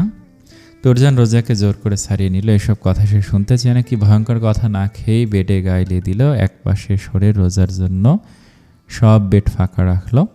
রোজা ইদানিং হাত পা ছড়িয়ে শুয়ে থাকে। রোজা বুঝলো অভিমান করেছে, সামনে গিয়ে ডাকলো। তবে চোখের ওপর হাত দিয়ে তুরজান চুপচাপ শুয়ে আছে। খাবার খেতে নিতে বলল, তা উঠল না। রোজার কথার প্রত্যুত্তর করলো না। রোজা শুয়ে পড়লো। তার বুঝি এমন কথা বলতে ভালো লাগে না তো, তাও ভাবনায় আসে যদি এমন কিছু হয়ে যায়। রোজা তো চায় না তুরজানকে ছেড়ে থাকতে, চায় না এই প্রিয় বক্ষ ছেড়ে চলে যেতে। তুরজানকে জড়িয়ে ধরে চোখ বন্ধ করলো। তুরজান রোজার পাশ ফিরে শুয়ে পড়লো। এইমাত্র তুরজানের একটু ঘুমের রেশ ধরেছে। রোজা ঘুমিয়ে উঠল। এরপর ধরপড় করে উঠে বসলো তুরজান। উদ্বিগ্ন হয়ে বলল, কি হয়েছে জান, ব্যথা করছে? রোজা মাথা নাড়ল, অর্থাৎ না। সে কি একটু করতে পারবে না? এত কে আর ভালো না। তবে উঠেই যখন পড়েছে আর ঘুমাবে না, তা রোজা ভালো করেই জানে। রোজা মুখ ছোট করে বলল, আপনার দুষ্ট আমাকে জ্বালাচ্ছে। আজকেও ঘুমের ঘরে পেটে লাথি দিয়েছে। আমার পেট থেকে আপনার মতো হচ্ছে কেন? মেয়ে আমার, তাই আমার মতো। আপনার মেয়ে আপনার মতো রাগী হবে নিশ্চয়। আচ্ছা, আপনি আমার মতো শান্ত অগোছালো ছন্নছাড়া মেয়ে চান, নাকি রাগী গম্ভীর মেয়ে চান? তোর মতো ছন্নছাড়া অগোছালো মেয়ে চাই, কারণ আমি যেভাবে তোকে আগলে নিতে চাই, কোনো এক সুপুরুষ আমার মেয়েকে এভাবে আগলে নিবে? মানে পৃথিবীতে আমি একাই কেন অগোছালো মেয়েকে সামলাবো? আমার মতো আরও একজন আমার অগোছালো মেয়েকে সামলাবে বলেই পেটে চুমু দিল। খুব করে বলে দিল, মাম্মাকে ডিস্টার্ব না করতে। এটা ঠিক না। তোমার মাম্মা কষ্ট পেলে পাপা কষ্ট পাবে। তুমি পাপার গুড গার্ল, তাই এখন চুপচাপ থাকো, পরে না হয় আমাকে জ্বালিও। তারপর রোজার দিকে তাকে বলল, ভালোবাসিব ভীষণ বাজেভাবে। ওই তুমিতে আসক্ত হয়ে পড়েছি, তবু ওই তুমিকেই ভালোবাসবো। তবে তোমার প্রতি আমার আসক্তি বহু বছরের। এ আসক্তি এ জন্মে না কাটুক, যেন তোমাকে ভালোবাসার তৃষ্ণা আমার কোনো কালে না কমে। তুমি আমার জীবনের শেষ হয়ে থেকে যেও, আমার প্রণয়ের মায়া তৃষ্ণা হয়ে। সময় চলমান, রাত শেষে দিন শেষে রাত করে বছর পেরিয়ে যায়। বসন্ত চলে যায়, আবার ফিরে আসে। তেমনি নেওয়াজ বাড়িতে এখন সব সময় বসন্ত লেগে থাকে। 5 বছর কেটে গেছে। নেওয়াজ বাড়িতে এখন আগের মতো আনন্দ উল্লাসে মেতে থাকে। আরাজ এবার প্রাথমিক শেষ করে মাধ্যমিকে ভর্তি হয়েছে।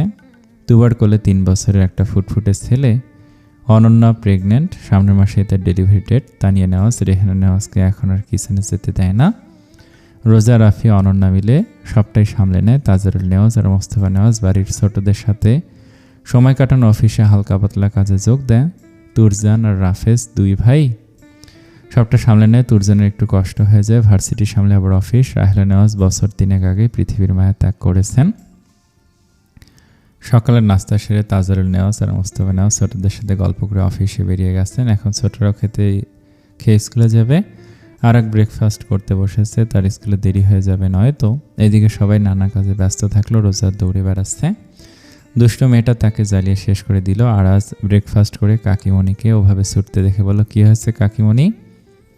কাভিয়া ব্রেকফাস্টও করছে না, স্কুলে যাবে না। দাঁড়া আমি দেখছি বলে দৌড়ে গিয়ে কাভিয়ার বিনুনি করা ছোট চুল টেনে ধরলো। ধমক দিয়ে বলল, you are a very bad girl Kavya. কাকিমণি কখন থেকে তোর পিছনে ছুটছে? কাভিয়া চোখ ছোট ছোট করে তাকালো। যে কেউ দেখলে বলবে তুরজানের কার্বন কপি। মুখ ফুলিয়ে বলল, উফ ছাড়ো তো, you are a bad boy. পাপা বলে গুড বয়রা কখনো হিট করে না। আরাজ বিনুনি ধরে রোজার দিকে টেনে নিয়ে যেতে যেতে বলল, মেরে তক্তা বানিয়ে দেব, আমার কাকিমণিকে জ্বালাবি না বলে কাভিয়া আরাজের হাতে কামড় বসিয়ে দিল। ছেলেটা এক প্রকার চেঁচিয়ে উঠল। রোজা দৌড়ে এসে হাত ছাড়াতেই রক্ত বের হয়ে গেল। কাভিয়াকে বকা দিল, রেগে একটা থাপ্পড় দিয়ে সে অতিরিক্ত দুষ্ট হয়ে গেছে এই মেয়ে। কাভিয়া দৌড়ে কোথায় যেন চলে গেল। আরাজকে সোফায় এনে বসিয়ে রক্ত বন্ধের চেষ্টা করলো। হাত লাল হয়ে গেছে। রক্ত বন্ধ হতেই রাফি আর রোজাকে রাগ করলো। কাভিয়া ছোট বোঝেনি, তাই কামড়ে দিয়েছে, এতে এত রাগ দেখানোর কি আছে? তাছাড়া কাভিয়ার চুল ধরলে রেগে যায়, এটা আরাজও জানে। তাও সারাদিন কাভিয়াকে জ্বালায় কেন? ছেলেটা ছোট, মেয়েটা ছোট, তাই আরাজকে জ্বালায়, কিন্তু সে বড় হয়ে কেন জ্বালাবে? রোজা চুপ করে আরাজকে নিয়ে তার রুমে গেল। আরাজ মুসকে এসে বলল, ইউনো খালামণি, মায়ের থেকে খালামণিরা বেস্ট হয়। রোজা হেসে কপালে চুমু দিয়ে বলল, স্কুল লেট হয়ে যাবে, রেডি হয়ে নে। রোজা কাভিয়াকে খুঁজতে লাগলো। আসলে মেয়েটাকে এভাবে মারা ঠিক হয়নি, কত জোরেই না লেগেছে কে জানে। রোজা খুঁজতে খুঁজতে নিজের রুমে গেল, যা ভেবেছে তাই। পাপার কাছে বিচার দেয়া শেষ। তুরজান উপর হয়ে ঘুমাচ্ছে, কাভিয়া রাতে জ্বালিয়েছে আজকে। রোজা তো ঘুমিয়েছিল, তুরজানকে জ্বালিয়ে ঘুমাতে দেয়নি। কাভিয়া পাপার কাছে শুয়ে পড়েছে, তুরজানের এক হাত কাভিয়ার গায়ে জড়িয়ে রাখা। বাবা মেয়ে একেবারে একদম এক, দুজন দুজনকে ছেড়ে থাকতেই পারে না। রোজা রুমে যেতে কাভিয়া বলল, পাপা, পচা মাম্মা চলে এসেছে। তুরজান উঠে বসলো, চোখ দুহাতে ডলে কাভিয়াকে কোলে তুলে নিল। রোজাকে ধমকে বলল, আমার মেয়েকে বকেছিস কেন? আর কোন সাহসে গায়ে হাত তুলেছিস? রোজা অবাক। মেয়ে তার একার, রোজার কি তাহলে? রোজা বলল, ও আরাজের হাত কামড়ে দিয়েছে, কত রক্ত বের হয়েছে জানেন? আমি বুঝে নেব, বুঝিয়ে বললে ও আর এমন করতো না, কিন্তু তুই গায়ে হাত কেন তুলেছিস? রোজা বিরক্ত হলো ভীষণ। এই বাপ মেয়ে কি লজিক নিয়ে ঘরে কে জানে। কাভিয়াকে কোলে নিতে গেলে তুরজানের গলা জড়িয়ে ধরে উল্টে গেল। কাভিয়া, চলে এসো, ব্রেকফাস্ট করে স্কুলে যেতে হবে। যাব না স্কুলে, আজকে ম্যাথ আছে, আমার ম্যাথ করতে একটু ভালো লাগে না।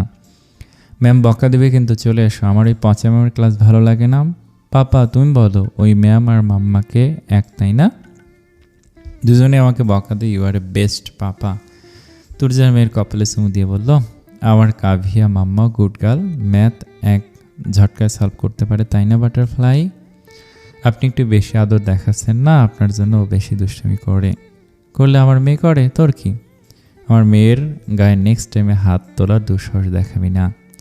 রোজা মুখ ফুলিয়ে চলে গেল। কাভিয়া বুঝে গেছে তাকে আজ স্কুলে যেতে হবে, তাই অন্য বাহানা ধরলো, তাহলে স্কুল থেকে তুমি রিসিভ করে আনবে? বলো papa, you are very busy papa. But আমার বিজি পাপা ভালো লাগে না। ওকে, ব্রেকফাস্ট করে নাও, পাপা তোমাদেরকে নামিয়ে দিয়ে ভার্সিটি যাবে। পাপা, আজকে কয় তারিখ? 22 এপ্রিল। কেন মাম্মা? ও, তুমি দেখছি আমার বার্থডে ভুলে যাচ্ছ। বাটারফ্লাইয়ের বার্থডে পাপাকে ভুলতে পারে, কিন্তু কাভিয়া মাম্মার বার্থডে তো 24 এপ্রিল। পাপা, ইউনো তুমি ভুলে যেতে পারো, তাই আমি তোমাকে মনে করিয়ে দিলাম। পাপা কি কাভিয়ার বার্থডে ভুলতে পারে? ভুলেনি তো। কাভিয়া মাম্মা যা চায় পাপা তাই দিবে। তোমার উইশ বক্সে ঝটপট উইশ করে দিও, পাপা তোমায় তাই এনে দিবে। তুরজান ফ্রেশ হয়ে কাভিয়াকে রেডি করে ব্রেকফাস্ট করতে নামলো। ব্রেকফাস্ট শেষে কাভিয়াকে ফ্রন্ট সিটে বসে সিট বেল্ট লাগিয়ে দিল। রোজা ব্যাক সিটে বসেছে। তুরজান গাড়িতে উঠে স্টার্ট দিল। গাড়ি চলতে থাকলো তার গন্তব্যে। একজন উপন্যাস হিসেবে তনুশ্রীর উপন্যাস পড়ে শান্তি হলো না। একটা ডায়েরিতে এই উপন্যাসের সমাপ্ত কেন লেখা হয়নি? কেনই বা যে ডায়েরিতে গল্প লিখেছে সে সমাপ্ত লেখেনি? পৃষ্ঠা তো এখনও অনেক আছে, তাহলে কেন লেখেনি? তনুশ্রীর কপালে বিন্দু বিন্দু ঘাম দেখা দিল। ডায়েরিটা সে সকালে এই বেঞ্চে পেয়েছে, এখানেই পড়তে শুরু করেছে। যদিও পড়া ঠিক মনে হয়নি, তবে ডায়েরির কভার দেখে বিশেষ কিছু মনে আছে। এক বাসায় পুরোটা শেষ করেছে। এখন দুপুর 12টা বাজে। আচ্ছা, তুরজান কি রোজার অভিমান ভাঙিয়েছিল? কাভিয়া কি জেদি প্রস্তুত? তুরজান এখন আগের মতোই ভালোবাসে রোজাকে। ভাবনার মাঝেই একটা ছোট্ট 5 বছরের মেয়েকে রাস্তায় দেখলো, গাড়ি ছুটছে, তার বাবা মা কেউ খেয়াল করছে না। হঠাৎ 11 বছর একটা ছেলে দৌড়ে এসে তাকে রাস্তার একপাশে নিয়ে গেল। ছেলেটার হাতে ব্যান্ডেজ। মেয়েটা ফুপিয়ে কান্না করতে করতে ধমকে উঠল, তোকে বলিনি এভাবে রাস্তায় ছুটবি না? কাকামণি কতটা ভয় পেয়েছে তুই জানিস? কাভিয়া ভয় পেয়েছে, আরাজকে জড়িয়ে ধরে কান্না করে ফেললো। ততক্ষণে রোজা দৌড়ে এসেছে। ভাগ্যিস আরাজ এই স্কুলের মাধ্যমিকে পড়ে, তাই তো এভাবে আগলে নিয়েছে। আরাজ রোজার কাছে কাভিয়াকে রেখে ক্লাসে চলে যায়। কাভিয়া মায়ের গলা জড়িয়ে ধরে কেঁদে ভাসালো। রোজা সে সকাল থেকে তার ডায়েরি খুঁজে পাচ্ছে না, কোথায় রেখেছে মনে নেই। রোজা মেয়েকে আগলে নিয়ে বলল, তোমার পাপা তো এখনই চলে আসবে। এভাবে ছুটে এসে গাড়ি এসেছে কিনা দেখার কি দরকার ছিল বলে একটা বেঞ্চে বসলো। মেয়েকে বোঝাতে গিয়ে চোখ পড়লো পাশের তনুশ্রীর ওপর, যার হাতে রোজার ডায়েরি। মেয়েটাও অবাক। সে ভেবেছিল কোনো কাল্পনিক উপন্যাস পড়ছে এতক্ষণ, অথচ নাম, পরিবার, পরিচয় সব সামনে থাকা মেয়েটার সাথে মিলে যায়। বেশ অবাক। রোজা তাকাতে মেয়েটা এগিয়ে এলো, ডায়েরি রোজার হাতে দিয়ে বলল, সমাপ্ত কেন লেখেননি? আমাদের গল্প এখনও সমাপ্ত হয়নি। আমি শেষের অংশ পড়ে শান্তি পাইনি। আপনি কিছু না মনে করলে ভাইয়া আসার আগ পর্যন্ত একটু শোনাবেন। একটু তুমি বললো, সরি, আমি কিন্তু ভাইয়া বলেছি, মায়ের পেটের বোন হিসেবে। দুজনে হেসে ফেললো। কাভিয়াকে কোলে নিয়ে বসলো তনুশ্রী। কাভিয়ার সাথে খেলতে লাগলো, হালকা কথাবার্তা ছিল। এর মধ্যে গাড়ি এসে থামলো তাদের সামনে। দুজন গাড়ি থেকে নামতে তনুশ্রী অবাক হলো। একদম রোজার বর্ণনা দেওয়া পুরুষ, একটু গাফিলতি নেই এই লেখায়। কাভিয়া দৌড়ে পাপার কাছে যেতে গেলে তুরজান হাত দিয়ে বোঝালো সে আসছে। তুরজান এসে কাভিয়াকে কোলে তুলে নিল। শুরু হয়ে গেল তার পাপার সাথে কথা। রোজা হালকা এসে বলল, তনুশ্রী, 24শে এপ্রিল আমার মেয়ের বার্থডে, ইনভিটেশন রইল, চলে এসব, বাকিটা না হয় সামনে থেকে দেখে নিও। তনুশ্রী মাথা নাড়ল, তারপর বলল, তুমি তো ভাইয়ের উপর রেগে আসছো, ভাই অভিমান ভাঙালো না? রোজা হেসে বলল, তার কথা লিখতে গেলে পুরো উপন্যাসের পাতায় শেষ হয়ে যাবে, তবু মনে হয় এই তো কেবল সূচনা করলাম। বলতেই তুরজান এসে রোজার হাত ধরে বলল, মিসেস তুরজান নেওয়াজ, এবার যাওয়া যাক। পিছন থেকে তনুশ্রী তাদের দিকে তাকিয়ে বলল, তোমাদের ভালোবাসার তৃষ্ণা এ জন্মে না শেষ হোক, দুজনে এভাবেই দুজনের হয়ে থেকে যেও প্রণয়ের মায়া তৃষ্ণা হয়ে। সমাপ্ত। আসসালামু আলাইকুম। এই গল্পটা শেষ হলো। অনেকের ভালো লাগবে, অনেকের লাগবে না, তবে আমার অনেক ভালো লেগেছে। আগামীকাল নতুন গল্প আসবে। আপনাদের কাছে রিকোয়েস্ট থাকবে, সবাই নতুন গল্পটা সাপোর্ট করবেন। আসসালামু আলাইকুম।